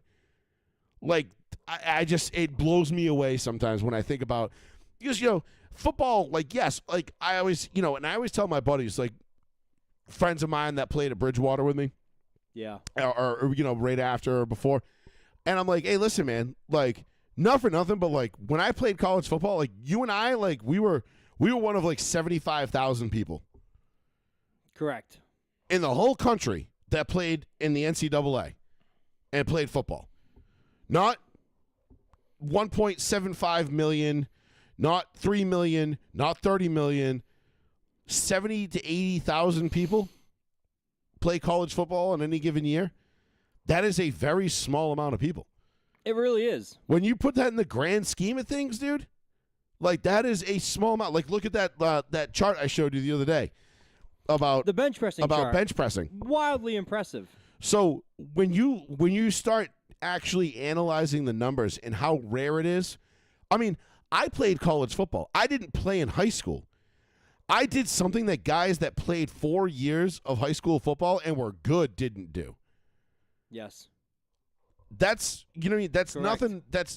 And I'm not saying it's because I was good or, whatever, but fuck you. I made that team over kids that got recruited. So you can kiss my fucking white ass if you think I didn't earn my spot or I didn't deserve to be there. But, but it's not like I got, but my point is that the talent pool is deep. Yeah. And I think that sometimes, like, when because to me, I look at my Instagram feed, right? Talk about bench pressing last week. Yep. I look at my Instagram feed. Everybody on my Instagram feed can bench press 550 plus. They're hitting my PR for reps. You know what I mean? They're doing all sorts of crazy shit, whatever. Yeah, that's crazy though, because you're looking at like a snapshot of like their life. Exactly, but I'm looking at the top like 0.0001% of people who go to the gym, not just the country, just people who go to the gym on a regular basis, and I'm comparing myself to that. It's like playing, it's like playing like your local men's rec league in basketball and comparing yourself to Kobe Bryant. Yeah. Like, yeah, nah, dude, like, you're good. Don't get me wrong. Like, you're killing it, but you ain't Kobe. Like Brian Scalabrine always says, I'm closer to LeBron than you will ever be. Oh, my God, yeah. And it's so true. Because even though Scalabrine, take the worst player in the NBA, and he's still an NBA player. And he is a light years ahead of 90% of the kids that are coming out of college or in college right now. Right. And I'm talking about like big time D1 programs. So again, we have to kind of reset your mindset a little bit. And when you start comparing yourself to other people, and again, baseball is one of those ones that kind of like really fucks with my head because of how deep the talent pool is. Yeah. So when I see somebody who makes it like a Derek Jeter, for example, Yep. who. And this isn't to shit on Derek Jeter. I love Derek Jeter. He's one of my all-time favorite players. He was like someone that shouldn't have made it. Physically one of the least impressive statures you'll ever see. 100%. Like, you don't look at Derek Jeter and be like, holy shit, that guy's a fucking athlete. Then you watch him play shortstop, and you're like, that guy is a goddamn ballerina. Oh, yeah. With a baseball glove. Oh, yeah. And you're like, holy fuck, how did he do it? And you know what the funny thing was is he was actually the second best shortstop on that team for a decent amount of his career because they got A-Rod. And they forced A-Rod to go to third base. Yeah. Because they're like, yo, Derek Jeter was here first, and we're not moving him for you. You ain't moving the captain, bro. Even though A-Rod was probably a better shortstop than Jeter, like you're going to tell the captain who won 4 World Series, To be fair, we're going to move you. to be fair, like Alex Rodriguez. They probably- wanted him for the bat more than they Oh wanted my him for God, the yeah. defense. And to be fair, like you could have told A-Rod, like, we're moving you to third, and he would have transitioned better to third anyway because A-Rod was a better athlete. You could have told A-Rod, hey, we're putting you in center field, and be like, cool. He didn't give a shit anymore. He didn't. And he was, I mean, he got one with the Yankees, but it was kind of whatever. Fuck him. Yeah, it wasn't really. A-Rod was like one of those dudes, like, I loved watching him play, but I hated him. I kind of still do. Not personally. I don't have anything against it personally. But I just think, obviously, I don't know. But I just, like, as a person, like, listening to him talk, like, I did actually like him on Sunday Night Baseball for a while. Like, I thought I really wish they would get rid of fucking Jess Mendoza, dude. Like, Maybe still. There's still time. They get rid of Harrison and Dungy. Like, there was nothing. And again, this is going to sound like an asshole thing to say, but it's true. Having to watch the Lakers get eliminated last night while I had to listen to Candace Parker call the game Yeah, how does Candace was Parker extra. call the game? Like I'm like, are you guys just like trying to fuck my shit up? Like, why am I listening to Candace Parker talk about the NBA? Who the fuck? She knows? has no fucking. It's like listening to like when Jess Mendoza would call Sunday Night Baseball. I'm like, yeah, I get she was a good softball player. I don't really want to. I don't care about her opinion on baseball. You know, same thing like Doris Burke. Love her. You're a legend. I don't want to hear you call a game. Beth Mowins, nails on a chalkboard when it comes to calling football games. If Beth Mowins is calling a football game, I will fucking shut that shit off. I will not watch a Broncos game because Beth Mowins is calling it. Which Yeah, doesn't happen often because the Broncos usually play at 4 and she's I was the 1 gonna o'clock say I slate. usually don't hear her call games. No. You don't until you do. So me and one of our wives, well, the third wheel in our wives' little triplet friend group. The third wheel. So you can use process of Yes. elimination. Her and I will text each other all the time. And we'll be like, "Oh, great, Beth fucking Mowens!" Like, we both loathe her with the same, like, have the same level of hatred for her. And she's a female, obviously, and she fucking can't stand her. So it's not because it's me. It's just because, like, not for nothing, but like, there's something to be said, like, for somebody who's never, you've never strapped up and played. Right. Why are you calling an NFL game? That'd be like me going and calling a UFC fight. Like, oh, I spent a week at a gym, back in 2013 or 2012, whatever it was, training. So now I'm going to go sit next to Joe Rogan and call this fight. No, get the fuck out of here, dude. You don't know what the fuck you're talking about. I don't know what the fuck. I don't know what the technical differences of styles and fights and moves and whatever. No, why would you want to listen to me? Fuck that shit. Doesn't matter what my gender is. No, put Ronda Rousey in my seat. That would make a lot more sense. Because she's done because whether you're a female or a male in the UFC, the fighting is still the same. But when you're a male or a female in basketball or baseball, that shit is different. And if you're a female calling football, I'm sorry, but you ain't, not to say you don't know the game. You can know, but you don't know. So speaking of females, the first female umpire umpired her first game. This reminded me of you when you said that 4 days ago for Major League Baseball. So first pitch of the game, pitcher throws a very clear 8 inches inside ball. Strike! And the batter just doesn't challenge it immediately. He just takes his bat and walks out of the box to take a breather and be like, the first pitch of the game, mind you. Thank God they have the fucking, digital. He didn't challenge it immediately. Strike zone thing now. Yes, he didn't challenge it immediately. But here's the thing. With that strike zone, that digital strike zone, like, all we're doing, eventually we're just not going to have umps. Like, the ump might stand back there to, like, make a call at home plate, but they're not going to call balls and strikes. Like, they're just going to they're going to have a little thing in their hand, a little Palm Pilot, and it's going to go, blink red for a strike or green for a ball, whatever, like, blue for a ball. And you're going to be like, blue balls. And But it has to be a 3D strike zone, because it can't be just like this 2-dimensional it's the front of the plate. This isn't Ken Griffey on Super Nintendo, right? Strike zone. It's got to be a legit strike zone. But my point is, Sean, like, they're phasing umps out. So yeah, we might as well throw a fucking couple females in there who've never umped a fucking real game in their life. Go ahead. We'll fix it. Don't worry. As long as because now we got reviews, so we can just fix your mistakes on the spot. You know what I mean? You don't get 2 a game. For now. Well, 2 a game, unless if you keep getting it right, you get to keep it. I mean, I know they have like female referees in football, which honestly hasn't really affected much. Hasn't really. Yeah. But do you know why? They're sideline judges. Correct. They don't really give them a lot to do. No, they're not in the middle of the field calling pass interference. If the day that happens, and if they do call a pass interference, the back judge can come in and be like, "Nah." Listen, I am already predicting it. You know as well as I do. The online stratosphere will have a physical meltdown. It'll be unbelievably bad. They'll be like, the amount of get back in the kitchen jokes that will hit the internet that day. Already have. No, it'll be. I mean, there's one ref in the NFL. She's actually kind of a baddie. I'm sure she's running the whole game. No, I know, but she got like a blonde ponytail. She's fucking hot. But like players like want to go up and argue with her, and they're like, "Come on, shawty." But the day that she becomes head ref, right, and she has to go to the speaker, and she'll be like encroachment or pass interference or whatever like that, the audience will be like, "I'm gonna fucking."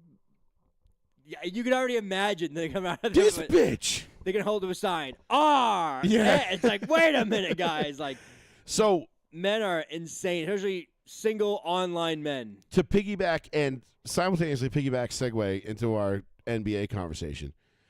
Can I just say, like, the NFL, like, they have, like, the refs, they go, they turn the microphone on, they're holding, offense, whatever. It's kind of intro to the game. Why the fuck does the NBA feel the need to have the fucking ref, like, stand on the scorer's table like this and be like, and talk into the camera and be like, so there's a flagrant one on Wembanyama. We're going to go ahead. He's going to shoot 2, And, Jerry Porter III is going to be ejected for the rest of the game. Please reset the clock to blah, blah, blah. And also tickle my balls. What? Yeah, why is it? Why can't the NBA just, the ref go over to the scorer's table, tell the scorer's table what they're doing, and poop, you out, you go, shoot two, boom, let's go. It's 2026. Why are we drawing this out? There's 4,000 cameras everywhere in the arena. You can't get a better angle than a guy looks like he's about to discipline you at your elementary school. Dude, seriously. It looks like I'm getting yelled at by, I'm at the lunch table. Yes. And I'm getting yelled at by a substitute teacher. I told you, stop making noise. Yeah. Like, it was even me. I told you if you did one more spitball, I was going to fuck your mom. Wait, what? Every angle. I'm like, I've said that many times, and I'm like, yo, I can get a referee. They tell the referee, look into the sky at 6 o'clock, no matter what direction you think it is, 6 o'clock, and we'll have a camera point in that direction.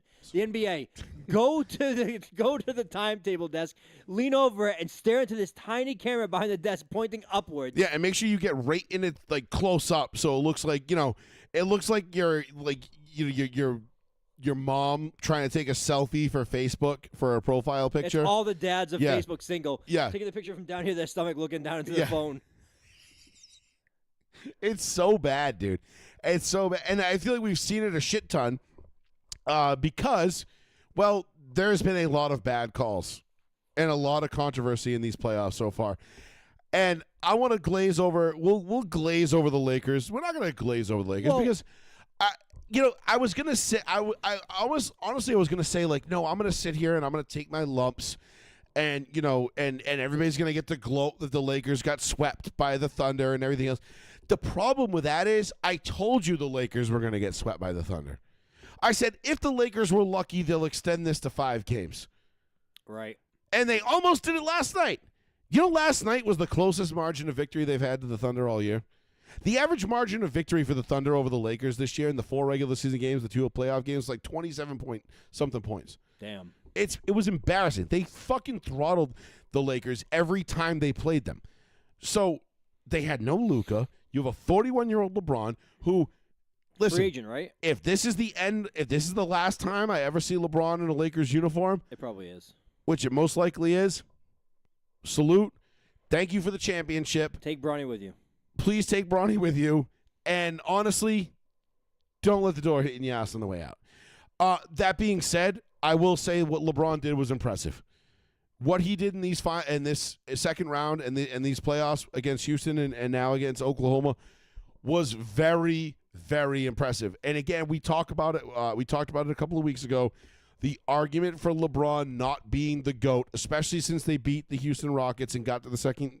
I know they got swept by the Thunder, but they got to the second round without Luka. Yeah. Without Reeves for a good chunk of it. Yeah. Well, they didn't have Reeves for the whole first round. It was just LeBron, Marcus Smart, Rui. They earned this spot in the second round because of LeBron. And I don't want it to get lost on people that the greatness of LeBron. LeBron is great. And if you want to make the argument that he is the GOAT, personally for me, I'm not going to agree with you, but I will respect your opinion of putting him at number 1. There is a very good devil's advocate argument for LeBron James being the greatest athlete. Sean, honestly, the best basketball player of all time. Honestly, I think the devil's advocate portion of that GOAT argument has gone to the Jordan fans, because I think LeBron is clean and clear the best basketball player to ever play the game. I just don't want to admit it's LeBron. You don't want to admit it. I don't want to admit it. Nobody that grew up watching basketball in our era wants to admit it. For me, it's still Larry Bird. I will still take Larry Bird 7 days a week and twice on Sunday. You can keep your Kobe's, your Michaels, your LeBrons, your Magics. Have them. I'll take Larry every single day. I'm going to give you a poison pill scenario here, right? Okay. It's kind of jumping the gun a little bit, not to get into the next topic a little bit early, but you're talking about LeBron, so I want to do this now instead of bringing it back later. Say the Celtics do the blow-up scenario. They trade Jalen, they get Giannis, okay? you can feel however you want about that. Let's say that does go through. So you have Jason Tatum, Giannis, and mix up whatever other players you want. Do the Celtics, because this has already been floated out there by Boston media, do the Celtics take a 1-year flyer on LeBron? I would fucking hate it.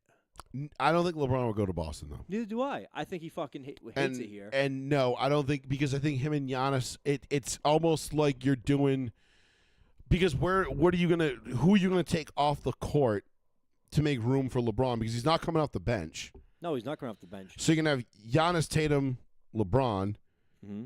Who do you remove from the five? You know what I mean? Like, obviously they'll Brown's do whatever. gone. Yeah, they'll do whatever. You know what I mean? So, but Giannis and LeBron are kind of like Similar players, Yes. and so you almost like you're back to kind of like what you had with JB and Tatum, where they're like almost too similar to be on the court at the same time. It doesn't really work.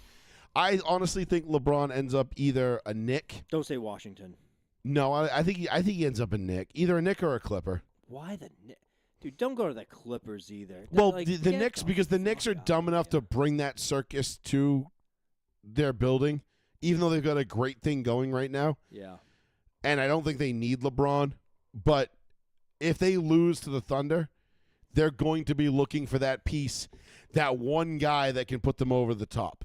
Yep. And who better to do it than a LeBron James at 42 years old, where we're not asking you to carry the team. All you got to do is just, fit in.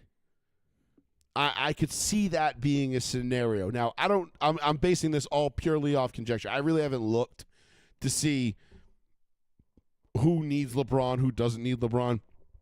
I'm going to say this. I think it's about a 35% chance he stays with the Lakers on a discount, even though he has said he's not going to take less pay to play with LA, to play with the Lakers. But I don't know that he's going to get the money he wants elsewhere either. Because I don't know any team that's going to sit there and be like, "Oh yeah, we'll give LeBron $50 million a year to come here." Not a team that's close to winning anyway. You know what I mean? Like, yeah, sure, the Atlanta Hawks might give you $50 million a year, but what does that do for you? So the biggest percentage according to Vegas is the Lakers, the return to the Lakers. Second biggest percentage is retirement altogether. Third is the Cavaliers. I'm going to tell you why he doesn't retire. Because he's going to announce he's retiring before the season starts. Okay. He's going to want a farewell tour. There is no way in hell LeBron James, the most self-congratulatory human being on the planet not named Kanye West, is going to go out without telling everybody he's going out. The fourth odds, Golden State Warriors. I could see that. Because it's California. He has to play with Draymond. He wants to stay in that neck of the woods. He does want to stay in L.A. And he gets to play with Steph Curry, who said he's always wanted to play with Steph Curry at least 1 year, be outside of the All-Star game. And can't get him to L.A. to play with the Lakers, so may as well go and join the. But does that diminish his legacy even more? You get people talking. That's if he goes and teams up with Steph in Steph's building, and if they win, that's Steph's team. It's Steph's team. Yes, it's not. I think it's that works LeBron's. against LeBron. Like when Does when LeBron went to Miami, yeah, D Wade was there, but we all look at that. We all know damn well, like they ain't winning shit without LeBron. Even when Dwayne Wade won with Shaq. Let's just say hypothetically, Chris Bosh goes to Miami, but LeBron stays in Cleveland. Yeah. The Miami Heat aren't winning titles. No. They don't win anything. No. They needed LeBron to win because LeBron put that team on his back several times over those 4 years, or 5 years, whatever it was, and made it and got. I mean, he single-handedly beat Boston that year. Yes. In 2012 when Wade and Bosh got hurt. Yeah. So they have Ray Allen that year too. No, the year before they had Ray Allen. Okay, you're right. Then yes. And then they got him again in 13. Then Ray Allen hit the shot. I think was it 13? Because they beat the Thunder in 12. Yes. That was the first one. They lost to the Mavericks, beat the Thunder, and then they lost to the Spurs, and then came back and beat the Spurs, or they beat the Spurs, then lost the Spurs, lost the Spurs. I forget how it went. Anyway, something like that. But you get my point. That was LeBron's team. That was LeBron's Miami team. Even though D Wade was the guy that had been there, built the culture, whatever you want, him and Pat Riley did all their shit, whatever. It was LeBron's team. LeBron goes back to Cleveland. They bring in They drafted Kyrie. LeBron goes back to Cleveland. They bring in K-Love, and it's still LeBron's team. Yep. Hand down. Like, we know that. Greatest defensive play in NBA history was LeBron's chase down block on Andre Iguodala. That led to Kyrie's three. That's a phenomenal and led to a 3-1 comeback in the finals. I mean, unbelievable shit. LeBron is one of the most insanely good basketball players that we've ever had. He has just had terrible luck. I mean, when you think about that 06 team, he drags to the finals. Okay? Yeah, he got past that 06 Pistons team, which I don't need to remind people, had just come off back-to-back finals appearances, looking to go to their third straight finals. Mm-hmm. Okay? Beats the Pistons, gets waxed by the Spurs. I mean, I'm talking peak Manu Ginobili, Tony Parker, Tim Duncan Spurs. Right. Like, I'm talking like the peak of the Spurs, the best Spurs teams, maybe ever in that. We're in that era. Yeah, those teams were legendary teams where it just felt like the whole starting lineup was all stars. Yeah. So he goes and gets beat by them. All right, no big deal. Then he goes to Miami. All right, you want to hold it against him that he lost to the Mavericks? I can. Simple layup. Yeah. Simple layup. Flashy dunk, lay simple layup. Best meme probably of all time. You can hold that one against him. And I'm like, all right, fair enough. Like, they should not have lost that series. Right. But that Mavericks team, when you look back on it, dude, they had Dirk, who was one of the top 75 players of all time. Mm-hmm. Jason Terry got hot. I mean, insanely hot. Weird, awkwardly. I mean, he just went insane He from never three. could replicate that again. Tyson Chandler that was defensive player of the year. Tyson Chandler was on that team. Yes. Like, that team was fucking pretty goddamn fucking good. And they'd been knocking on the door for a number of years, and they finally just kicked it in and said, fuck you, we're taking this. So, all right, cool. You want to hold that against LeBron? I'm fine with it. Then they win in 12. They go they lose. They win 1 out of 2, 1 out of 3 against the Spurs after that. Yes. And all right, whatever. But those Spurs teams they lost to were super fucking good. Then he goes back to Cleveland, and Golden State is born. Like, the Golden State dynasty is born. He runs into that, beats them. Then they go and get Kevin Durant, and they beat him 2 years in a row. Dude, I totally forgot that Jason Kidd was still playing on that team. Oh, the Mavs. Yeah. Yeah. Jason Kidd was what? How old was he? When He had to have been mid late 30s. No, he was probably late 30s. I have to look it up. Hold on. My point is, LeBron has been he has played an insane level of competition throughout his career. Oh my God, yes. And done well against it, but not as good as Jordan. Right? Everybody acts like Jordan went to 6 finals, won 6 finals, and that was it. And that's all he ever did. They ignore the 8 years prior to going to his first finals and winning it when he got his shit pushed in by Detroit and Boston. They ignore the 2 years in between, when he wasn't there, and I think the Bulls still won, 57 games, 58 games? Yes. Led by Scottie Pippen. And got Bulls. to the Eastern Conference Finals. Dude, Scottie Pippen's Bulls were still good. And I think they lost to the Knicks? No, Magic. In 90. What year? No, it was the Knicks the first year. It was 93, 94. 94 Yes. was the Knicks. 95 was the Magic. Yeah, because that was No. 94 was the Magic. 95 was the Knicks. Hold. Because Jordan came back Yes, he did. and lost to the Magic the second year, the year he came back. He wasn't there the first year, so they had to him in the Knicks. That went and lost to the Rockets in 7. And then you had 95 was when the Rockets repeated, they beat the Magic. Going through it right now. No, I know I'm right. No, Yeah. I bet you are. I'm just checking for my own mental stability. Come on, you clown ass bitch. Just basketballreference.com. No, I am. 94, the Rockets beat the Knicks in 7, and then 95, I think they beat the Magic in 5. Or did they sweep them in 4? Because the Magic knocked off Jordan and the Bulls in the playoffs, I believe, in the Nope, second round. 95, Orlando knocked off the Pacers in 95 Eastern Conference Finals. Yeah. Eastern Conference Finals. I'm talking about the finals. Oh, in the fucking finals. It was the Rockets. The Rockets won. Beat Orlando. Yeah, what, 4 or 5? 6 games. Oh, 6. Okay, never mind. I was way off. 6 games. And then 94, the Rockets beat the Knicks in 7. The Knickerbockers. I'll always question how I say that. Wow, the Bulls were 3rd in 94. The 3rd seed. Oh, shit. Yeah, because you have what, the Knicks and Pacers above them? Hawks. Oh, Atlanta. Hawks and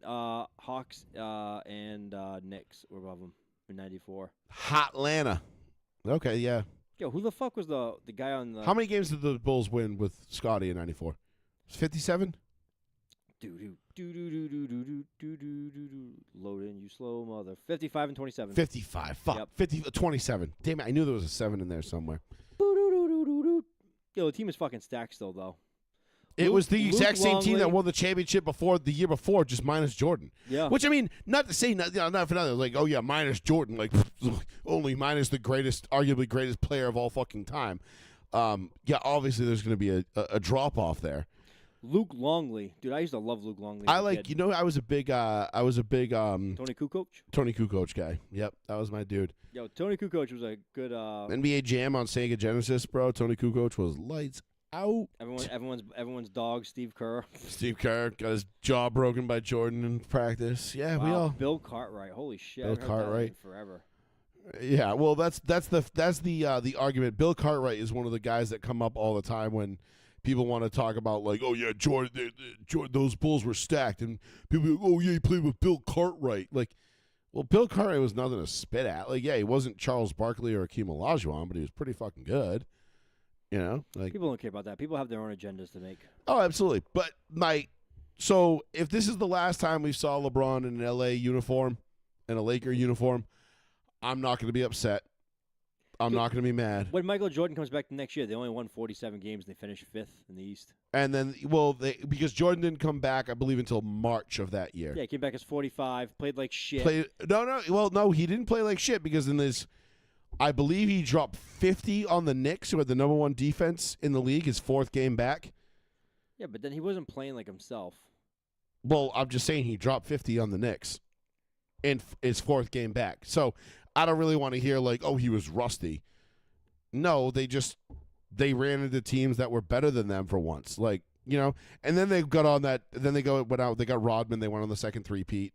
Jordan developed a 3-ball, and then he was basically unstoppable because, God, he was Michael fucking Jordan, dude. He only played in 17 games in 95.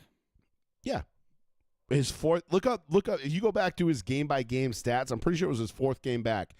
They played the Knicks in MSG, and I'm pretty sure he scored 50.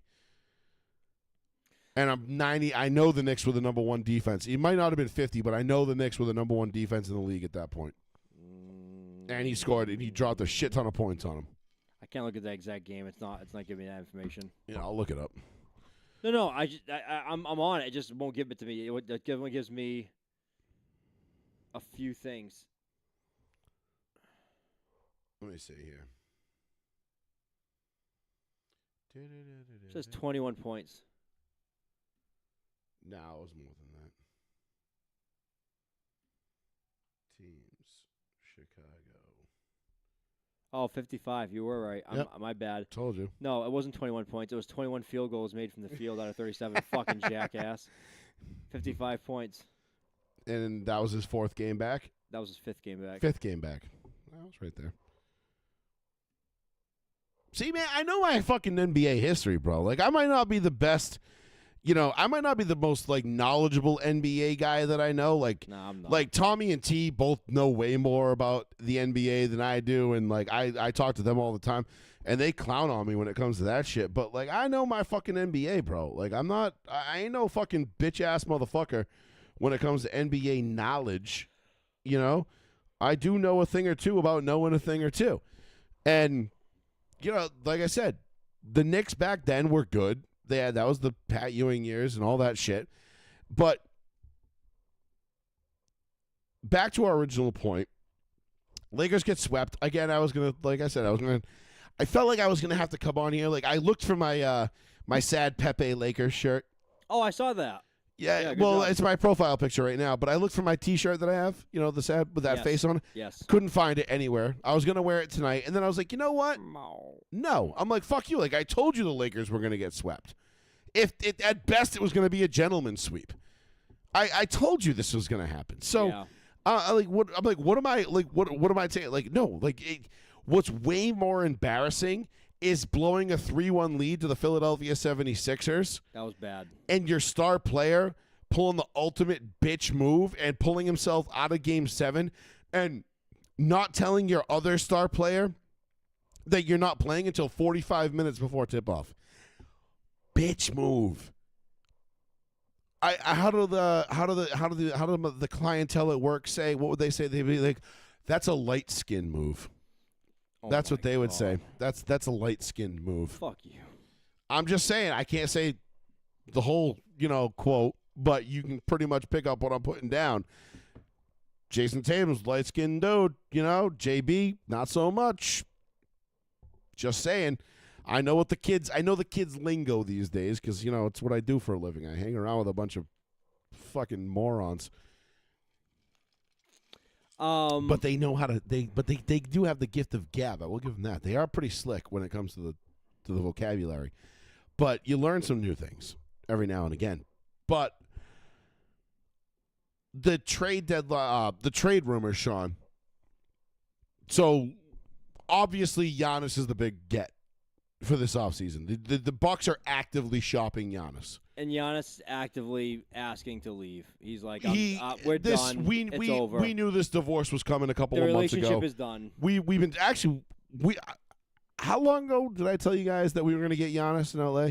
Like 3 years ago. 4 5, years ago. 6, Something like like during that. COVID. I think I told you, yeah, we'll get AD, and then in a couple of years we'll go get Giannis because that's what we do. And you guys all made fun of me saying that we were going to get Giannis. Now we might not actually land Giannis. I don't. My Giannis to LA dreams are being a little bit derailed by the fact that the Celtics have sucked so much dick that they're willing to blow up half of their fucking superstars, which I mean was stupid. They should have traded one of the two of them away 2 years ago, and gotten top. I mean, you would have gotten a world's ransom for Tatum. I know. Or Brown. Imagine Brown coming off in the Eastern Conference a Finals MVP, and you trade him. I mean, it would have been the biggest blockbuster in the history of sports at that point. But unfortunately, the Celtics don't have me as their GM. They don't listen to me. They should have, because I could have told you this was going to blow. This was not going anywhere. Even Brad Stevens said it himself during that press conference after we got off the air last Tuesday. Oh, I love that press conference. They went to 6 straight Eastern. They've gone to 6 straight Eastern Conference Finals, and they got 1 championship to show for it. Yeah, he was not happy with that. And not for nothing, it has been the Celtics conference to lose all 6 of those years. But I give him credit for saying that to the media, and because how many times do you see people sugarcoat and blow? Listen, Brad Stevens might be the best thing the Celtics have going for him right now. And they're like, how you doing today? And he's like, I'm pissed off. He's like, we should be playing the Knicks right now. And he goes, but we're not. You know what I mean? Yeah, I agree. And it sucks because if I'm a Celtics fan, objectively looking back at the Celtics run over the last 6 years, Yeah. right? You mean you got you're when they were down 3-0 to the Heat, come back, force Game 7 and lose. Yep. You're up 3-1 on the Sixers, you lose. You get up, you're up 2-1 on the Warriors in the finals, and you blow and you get beaten 6. Mm-hmm. There have been some horrible, horrible, horrible beats. Not like in like a, oh my God, I can't believe that happened. Like, what the fuck? The only time the Celtics had success was when literally everybody in front of them got hurt, and they just cruised. Like I've been saying for years, Jason Tatum is the ultimate front runner. When things are going good, he's great. But as soon as you put a little adversity on him and you put him in a position, you put a little pressure on him, he folds. He folds every time. I mean, he not only did he fold this time, he didn't even fold. He pulled himself out of the game. My knee is stiff. I don't know. I don't know. I don't really want to have anything to do with this 3-1 blown lead. I don't feel like I didn't play most of the season. I don't really feel like I hold a lot of responsibility. I don't want to be the guy that gets blamed when we blow this lead. So I'm just going to call it a day and say my knee is stiff. That is the biggest bitch move I have seen in sports in a long fucking time. Maybe ever. That being said, the only championship the Celtics have won was because everybody in front of them basically fucking fell and stepped on their own dick and got hurt. Unfortunately, that did happen. Everyone got hurt fucking 2 years ago. That does suck. And it doesn't bode well that the last two, like their title defense year and this year, have gone as bad as they did. I mean, he tore his Achilles. I'm not saying the Celtics haven't had that. Like, I'm not saying that's not. And people will say, like, oh, injuries are an excuse. No. Injuries aren't an excuse. Injuries are a reason. If Jason Tatum doesn't tear his Achilles last year, they probably win that series. Let's be honest. Yeah. But he did. And the Celtics, but all we hear about all the time from the Bostons and the Green Teamers, they're so deep, they're so good, they're so well coached. We got players, we got waves. No, you don't. You really don't. Like you really didn't. You really don't. No, and they struggled to like what did Brad Stevens say last week? They struggled to get offensive looks open. They struggle offensively in the playoffs. They rely too much on basically Jalen and Jason. So he put it all out there. Yeah, he threw it all out there. He basically said this team cannot compete for a championship the way it is currently constructed. Too many bad threes are taken too as well. Well, that's it, and that's another thing too. When the Celtics play inside out and they go to the hole, like when they get inside the paint, they're one of the most unstoppable teams I've ever seen in my entire life. Because Jaylen Brown and Jason Tatum's skill set, they make it so hard for you to stop them. And I talk to my dad and some of my buddies at work about this all the time, and they all agree. When they go inside out, they're unstoppable. But when they start just trying to fucking be cute and do Golden State shit, yep. Like, bro, you ain't Golden State. You don't have a Steph Curry in the team. Stop trying to be. How many times did I say it during those finals? They're trying to out Golden State, They're trying to out Golden State, Golden State. It never works. You can't do it. No, it's never not works. physically possible. It never works. And they got bit in the dick. And now this whole thing is going to get blown up. Stupid. And one thing I did want to say, too, about LeBron's tenure in L.A., because it's 8 years, right? 8 years. Yeah. So when you think about it, right, 8 years, one title. People are calling it a failure. The LeBron experiment in L.A. was a failure. I mean, you still won a title. Absolutely. I mean, which is why I would consider it not a failure at all. I would actually consider it as successful, if not one of the most successful runs outside of who's won multiple titles. Oh, right. In the last 8 years. Nobody. Oh, Steph Curry would be the only person that it wasn't in the last 8 years, though. It would be the last, 20. Yeah, no, nobody's won it. Because, listen, you look at Giannis, 13 years in Milwaukee, one 13 title. years, one title. Jaylen Brown and Jason Tatum together, 8 One years, title. one title. Joker, 12 years, one title. Joker's 12 years now? Yeah. Oh, no. That's scary for me. I like Joker too much. Luka, 7 years with the Mavs. 0. 0. Fuck, I was going to say one title. No, 0. Pick any star player in the league. They all have one or less title. The only person that is poised right now to make LeBron's tenure, and he's catching it at the end, is Shea. SGA is the only guy that's probably going to win multiple titles during LeBron's tenure as a Laker. I mean, I guess. Let's hopefully he doesn't win it. Let's hopefully Jalen or somebody else stops it. God, if the Knicks could just do us this one solid. The Knicks haven't won anything since what, 78 or something like that? Pre-merger. Pre-us being alive. Yeah. Like, the Knicks haven't won anything since before the three-point line was invented. The Knickerbockers. Yeah, like the last time the Knicks won a championship, they didn't have a three-point line. Yeah, what the fuck is up with New York with these dumbass team names? Knickerbockers, Metropolitans, just fucking Yankees. The Yankees. The Yankees. Just name a team a regular fucking dog or a bird or the animal. Yankees is actually pretty dope. Yankees is great. It's a great name. It really is, dude. The New York Yankees. But because you go down south, Knickerbockers- once you get south of the Mason-Dixon line, they don't actually care where you're from. You're a Yankee. Knickerbockers, though, it's like, what are you thinking there?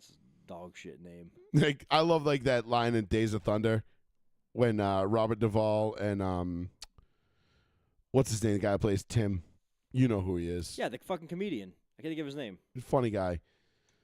And he says he's like, where's he from? Like, oh, he says like Charlottesville, whatever. He's like, is that up by Wilkesboro? And he's like, no, California. And he's like, he's a Yankee?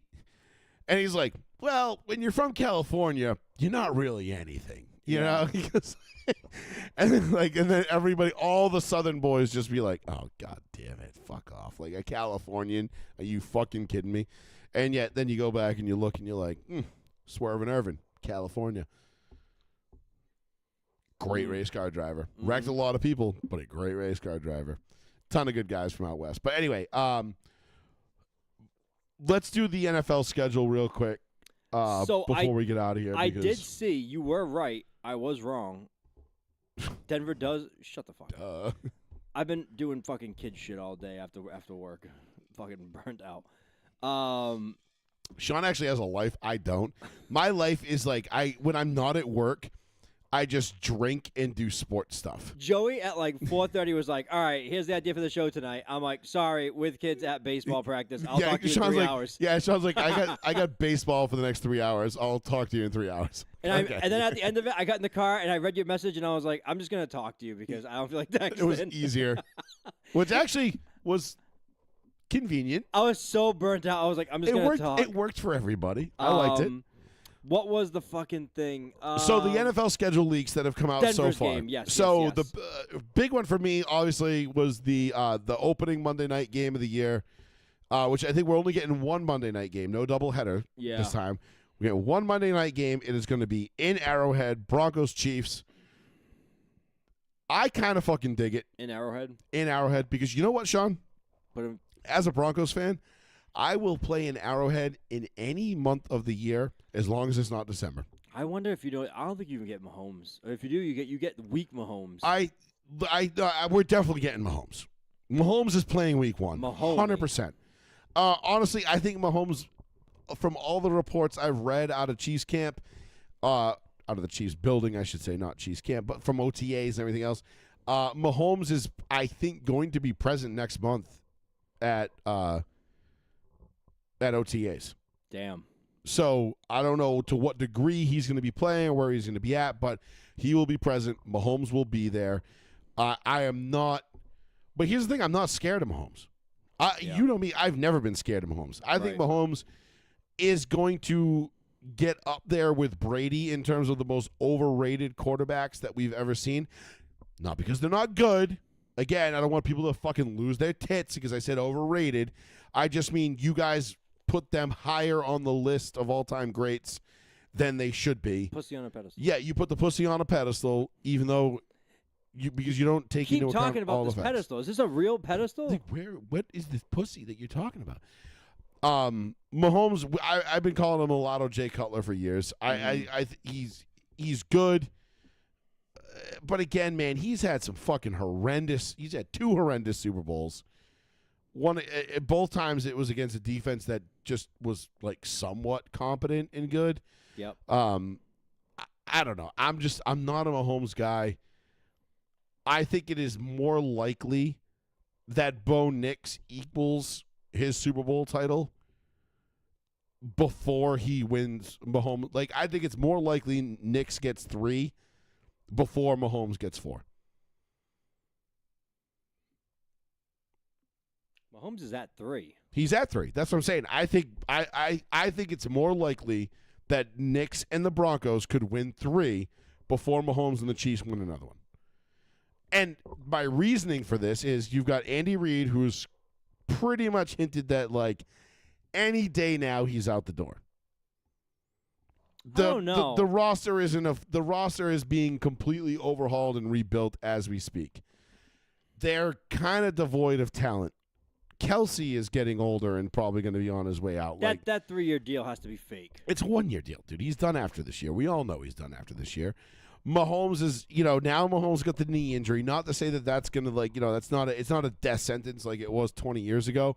Yeah. But Mahomes he's certainly slowed down, Sean.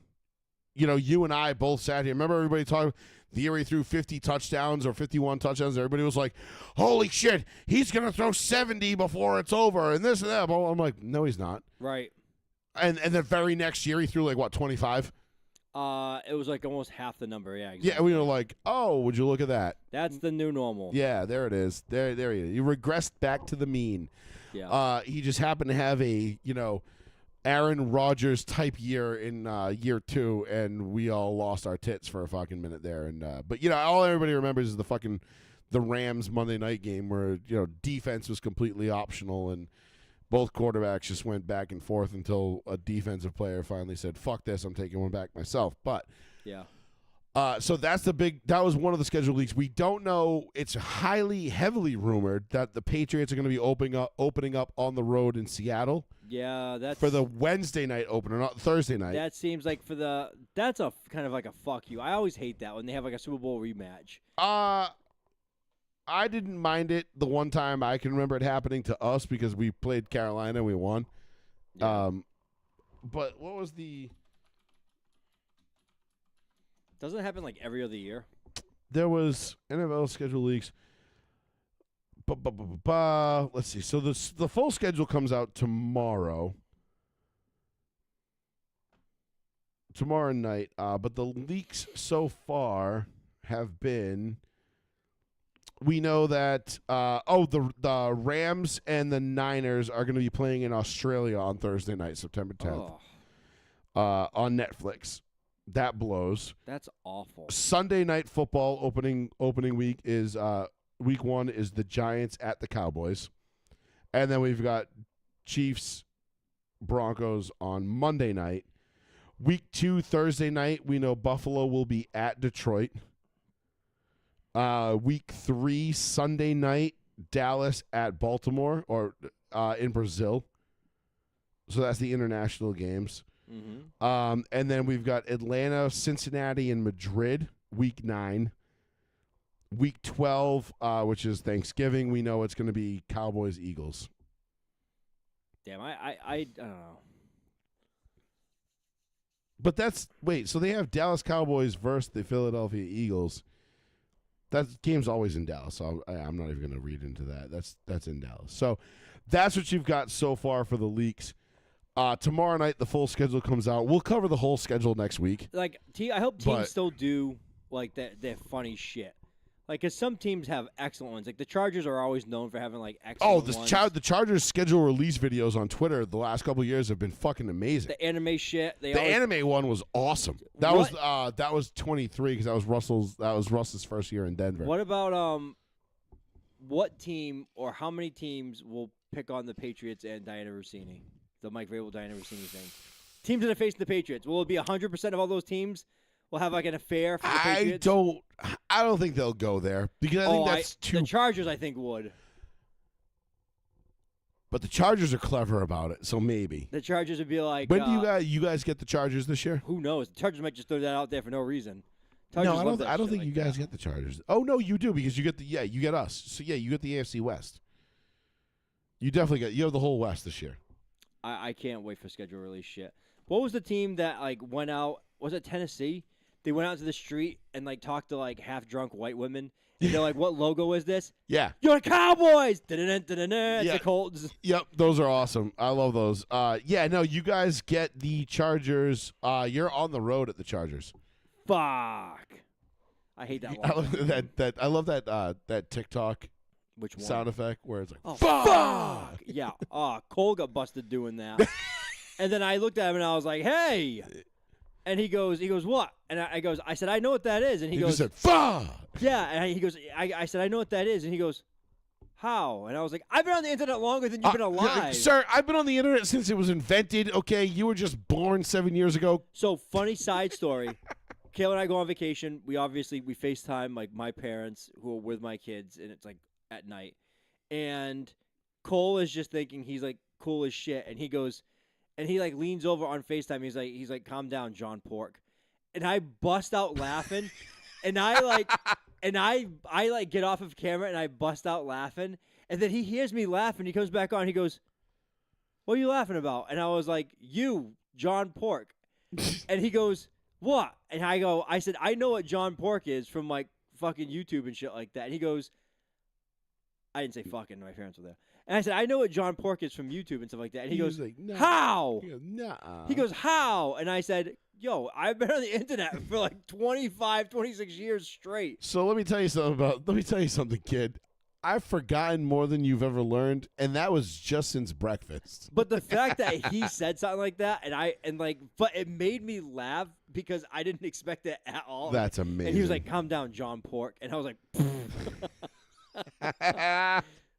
I mean, that is a pretty good one. I dig it.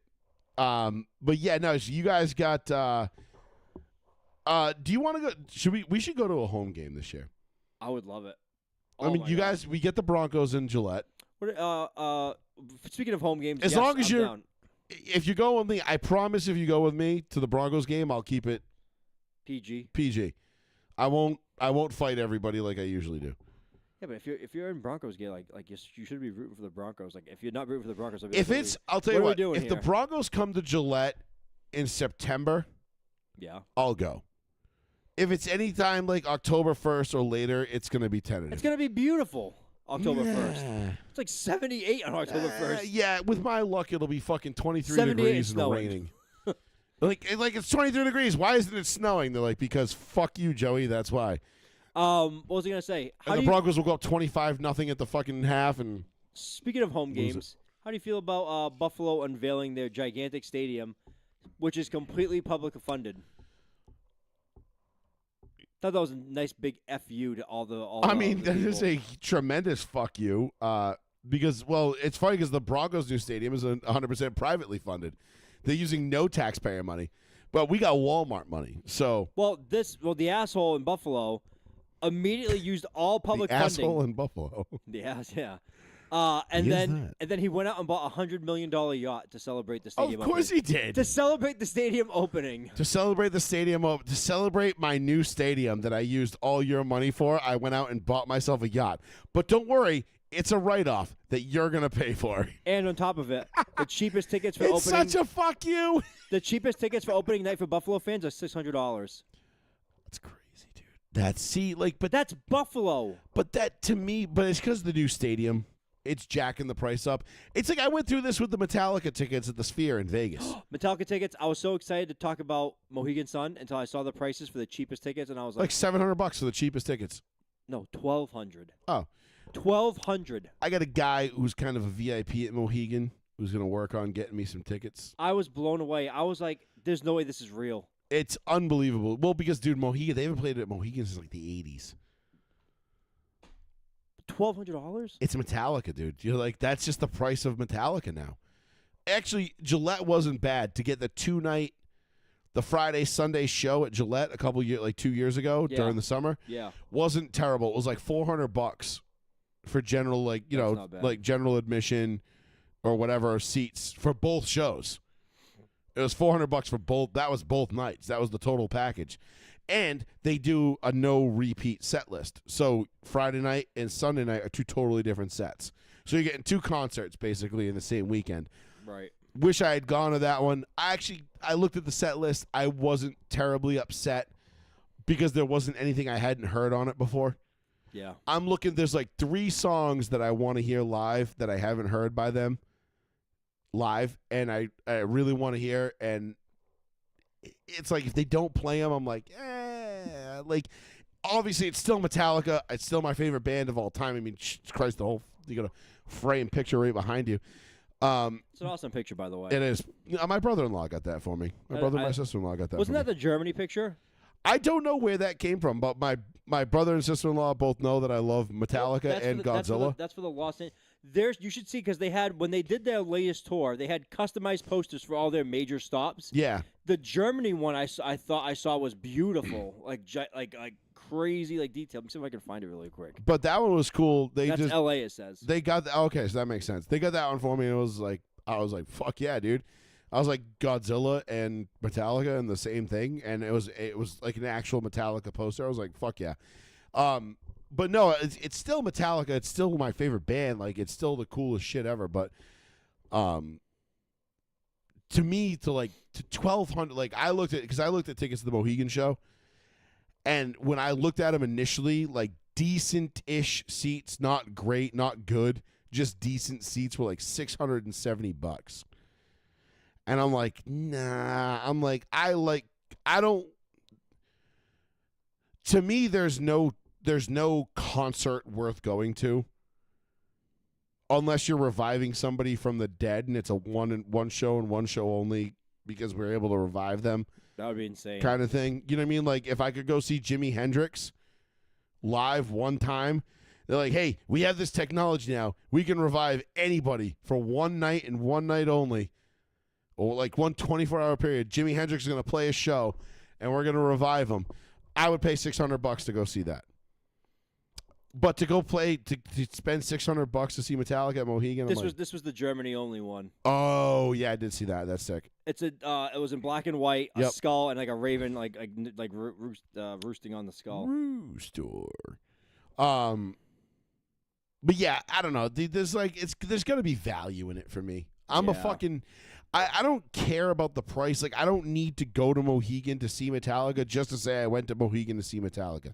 I've seen Metallica like 4 or 5 times in my life now, whatever it is. Yep. If I don't see him again, I'm not gonna I'm gonna go to my grave being like, God, I wish I'll always love to see him, but it can't be like a break the bank kind of event. You know what I mean? Correct. Either I'm going all in, and I'm getting like the VIP backstage, like hang out with the band kind of fucking passes. Do they even offer those anymore? It's like $4,500 God damn. per person. But like, dude, if I hit the Powerball tomorrow night, How much is a Powerball? like 60 mil, 70 mil, That's still enough. plenty. Dude, I would drop 20 grand to go see Metallica tomorrow, if it meant being able to like go back, meet the band, like. Inspect James's right hand to be like, can you just do like the Terminator thing and just like cut your arm open and just show us that you have a bionic right arm? He's like, yes, actually, I can. And he's just like, just kidding. It's not. It's totally real. I'm just that awesome. Way better than Dimebag or anybody else that you might, Dave Mustaine, that you might think. R.I.P. Dimebag, long gone. Yeah, not the shit on Dimebag. That's kind of rude of me. I shouldn't have done that. He was great. Dimebag was gone how long ago now? It's been like 10 years, 15 years. It's been a while. I'm just not a big Pantera fan. Like it's one of my most they have that meme like what's an opinion that will have everybody like this. Yes, the knives to your with throat. the knives to your throat. It's like 1,000 biggest with swords. That to me, it's like I don't like Pantera and I don't like Lamb of God. As a metalhead, that is like to me like you say that to any metalhead, they're like, "What? You don't like Pantera? What kind of faggot are you?" And I'm like, Well, I like. they're cool. I get it. I like "Walk" by Pantera. I don't. I like that's like the. Song I mean, cool like. song, but never really did it for me. I mean, the rest of the stuff I really don't care for. Yeah. I mean, like Lamb of God, like "Lay Me to Rest." And the rest of the stuff, I'm like, yeah, whatever. Lamb of God is like one of those things and it's like, let's see how loud we can whisper, but yell at the same time. And I'm just like, I don't know, like Lamb of God doesn't really do it for me either. But that's like those like the two metal bands that I'm just like, any metalhead fan is just like, what? And they get all pissed off. Hatebreed is very popular, and I'm like, eh. I love Hatebreed. Like I should say I loved Hatebreed. Now I just like Hatebreed. Hatebreed was like cooler when I was like 22, 23, and it was like fight music. Yeah. You know what I mean? But now I listen to the lyrics and I'm just like, Meh. dude, you're a 40-year-old man. Why are those words coming out of your mouth? Just saying, like He's older than 40. it's like listening to like Evanescence. It's like, dude, your lyrics basically read like a 14-year-old girl's diary. Like, what are we doing here? Like, I don't understand this, but It's still what she does. I do love Hatebreed because Breed was awesome back in the day. Like, Destroy Everything was one of my anthems for a long time. But like, yeah, a lot of their and I mean, listen, Jamie Jocelyn was like one of the best frontmen ever. I mean, I high-fived him at a show one That's time. pretty cool. It was. I mean, it was dope as fuck, actually. It was during Destroy Everything, actually. But anyway, long story. Funny story. Tell you all about it sometime. Anything else you want to... Do we miss? No, I'm trying to think of anything else. I know the Buffalo thing I wanted to make fun of. So we'll get the full schedule tomorrow night. We'll do a show on Tuesday. Or do you want to skip? Do you want to skip next Tuesday, and then do this Tuesday after Memorial Day? Because then we'll get the Indy 500, the Coke 600, Maybe trades after then. trades, like more stuff. Yeah, right. Like the trade June 1st cuts and all that kind of stuff be coming up. We might. It depends. Yeah, it depends. I think we should take Tuesday off. Let's take this next Tuesday off. Okay. Because there's, we'll put a pin in it. Let's say a tentative show on Tuesday. Let's wait. Yeah. Because we might want to talk about the schedule because who knows. We could do a whole show devoted to the schedule anyway. But I don't think we need to.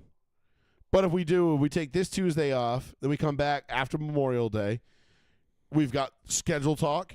We've got potential June 1st trades, cuts. Well, that's definitely going to happen on June 2nd. NFL stuff. There's a rumor that A.J. Brown was in Boston Seaport today. Listen, with an agent. Unless something looking for goes apartments. completely tits up, he's a Patriot.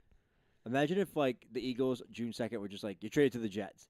He's like, what the fuck? That would be hilarious. That would be actually. hilarious. The Jets would be like, Not hilarious for the Patriots. well, no. I mean, we lose nothing like we didn't have him to begin with. It No, would but- suck because we were counting on him. Now the Eagles- now you're calling up Stephon Diggs, being like, "Hey, bro, like we know that court case was. We thought that was going to go south for you, I think they. so we didn't really commit to you. But like now that AJ's, I think they call him back anyway. If you pair up Diggs and Brown, I think they I think that with Dobbs as your third. could actually be fun. That's decent. I still think Bo Nix wins MVP, but Well, I'm not saying Drake May's gonna like light the world on fire with those guys. I mean, Diggs is not gonna be reincarnated again after a court case. I mean, are you gonna have your head coach on opening day? Like that's the other question too. no, Like, I don't think anything. this Diana Rossini story keeps getting thicker and She's thicker. back with her husband again. You just saw the pictures.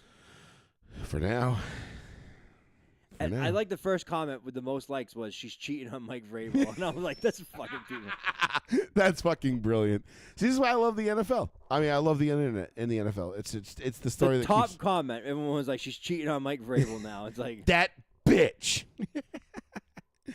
But anyway, stay tuned. We might do a show Tuesday. We might not, but it's 50-50. But we will be back the Tuesday after Memorial Day for sure.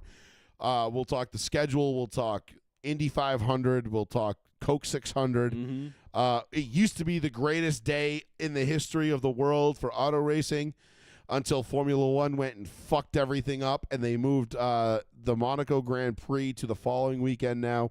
It's in June instead of on Memorial Day weekend like it always was. yep. Because I used to wake up at the ass crack of dawn. I would go get bagels and lox. I would go to New York Bagel, get fresh bagels, fresh cream cheese. I'd have lox. I'd have capers. I'd have champagne. And I would stay up and I would wake up in the morning and I would watch Monaco. And then that would lead right into the Indy 500 at noon.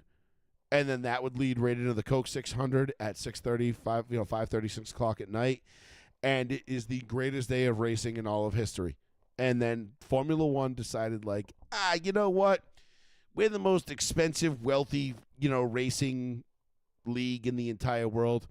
We really don't want to fly from Miami to France back to Canada. So we're just going to stay over there. We're going to go from Miami to Canada. Fuck everybody. And we're going to go, and then we'll do Monaco the week after. Although I will say this, Formula One is doing a major backtrack. They Why do are you say going that? to be moving away from 50-50 power units. Not anytime soon because they can't. So you know how they have the whole hybrid controversy? Yes. The FIA, the head of the FIA came out the other day. I forget his name, but it escapes me at the moment. Basically said by 2031 they will be going back to V8s or V10s. Okay. Damn. And they will be moving back away from hybrid power units. Head of FIA is wait. It's like an Indian dude or something. Mohammed Ben Salayem. Yeah, something like that. Yep. So they basically came out and said, like, sorry, we fucked up, but we've already got too much invested into this, so we got to kind of see it through. He said if all the teams get on board, I think by 2029, they could start to see. They're going to start tapering off the hybrid unit, though, the percentage. it's going to go from 50-50 down to like 60-40. So it's going to be cost a $24 million loss in operating profits. Yeah, which is going to be way less than what they're losing in terms of fans. Okay. Because between going to Apple exclusively and this hybrid unit, F1 has gone in the fucking shitter. And luckily, I think NASCAR is taking notes because they're like, yeah, that whole like hybrid crossover thing that we were thinking about doing, like, fuck that. We're just going to roll with it. No shit. But nonetheless, we're like, no, we're not doing that. No, dude, nobody wants to see race cars. Like, no. And this is, so I ran the Indy 500 on my simulator the other day, right? Mm-hmm. And I love the Indy 500. The one thing I hate about the Indy 500 is that basically the Indy 500 turns into like, it's not a race. It's, let's see who can drive around the fastest while saving the most amount of fuel. Meaning we're not driving as fast as we could, but we want to see who can save the most amount of fuel so they can minimize their pit stops. I think it takes like 7 pit stops to complete the Indy 500. My race turned into a fuel strategy race. It was gay as fuck. I finished 9th. I finished in the top 10. I've still yet to finish out of the top 10 in Indy 500 ever since I started running them on my simulator. I'm not saying I'm the next Michael Andretti, but, I'm pretty fucking close. Could I be? Sure. If I could fit in one of those cars, I'm pretty sure I could wheel the fuck out of one. Could I do it? I don't know. Some say yes. Some people say yes. Some people say no. I think yes. Could I break the track record? Probably. Do I have the balls to do it? Absolutely. It sparks when I run, so it's tough. I couldn't go for a run in Florida right now because I'd set the Everglades on fire because the sparks from my balls rubbing together as every stride I took would just be too much.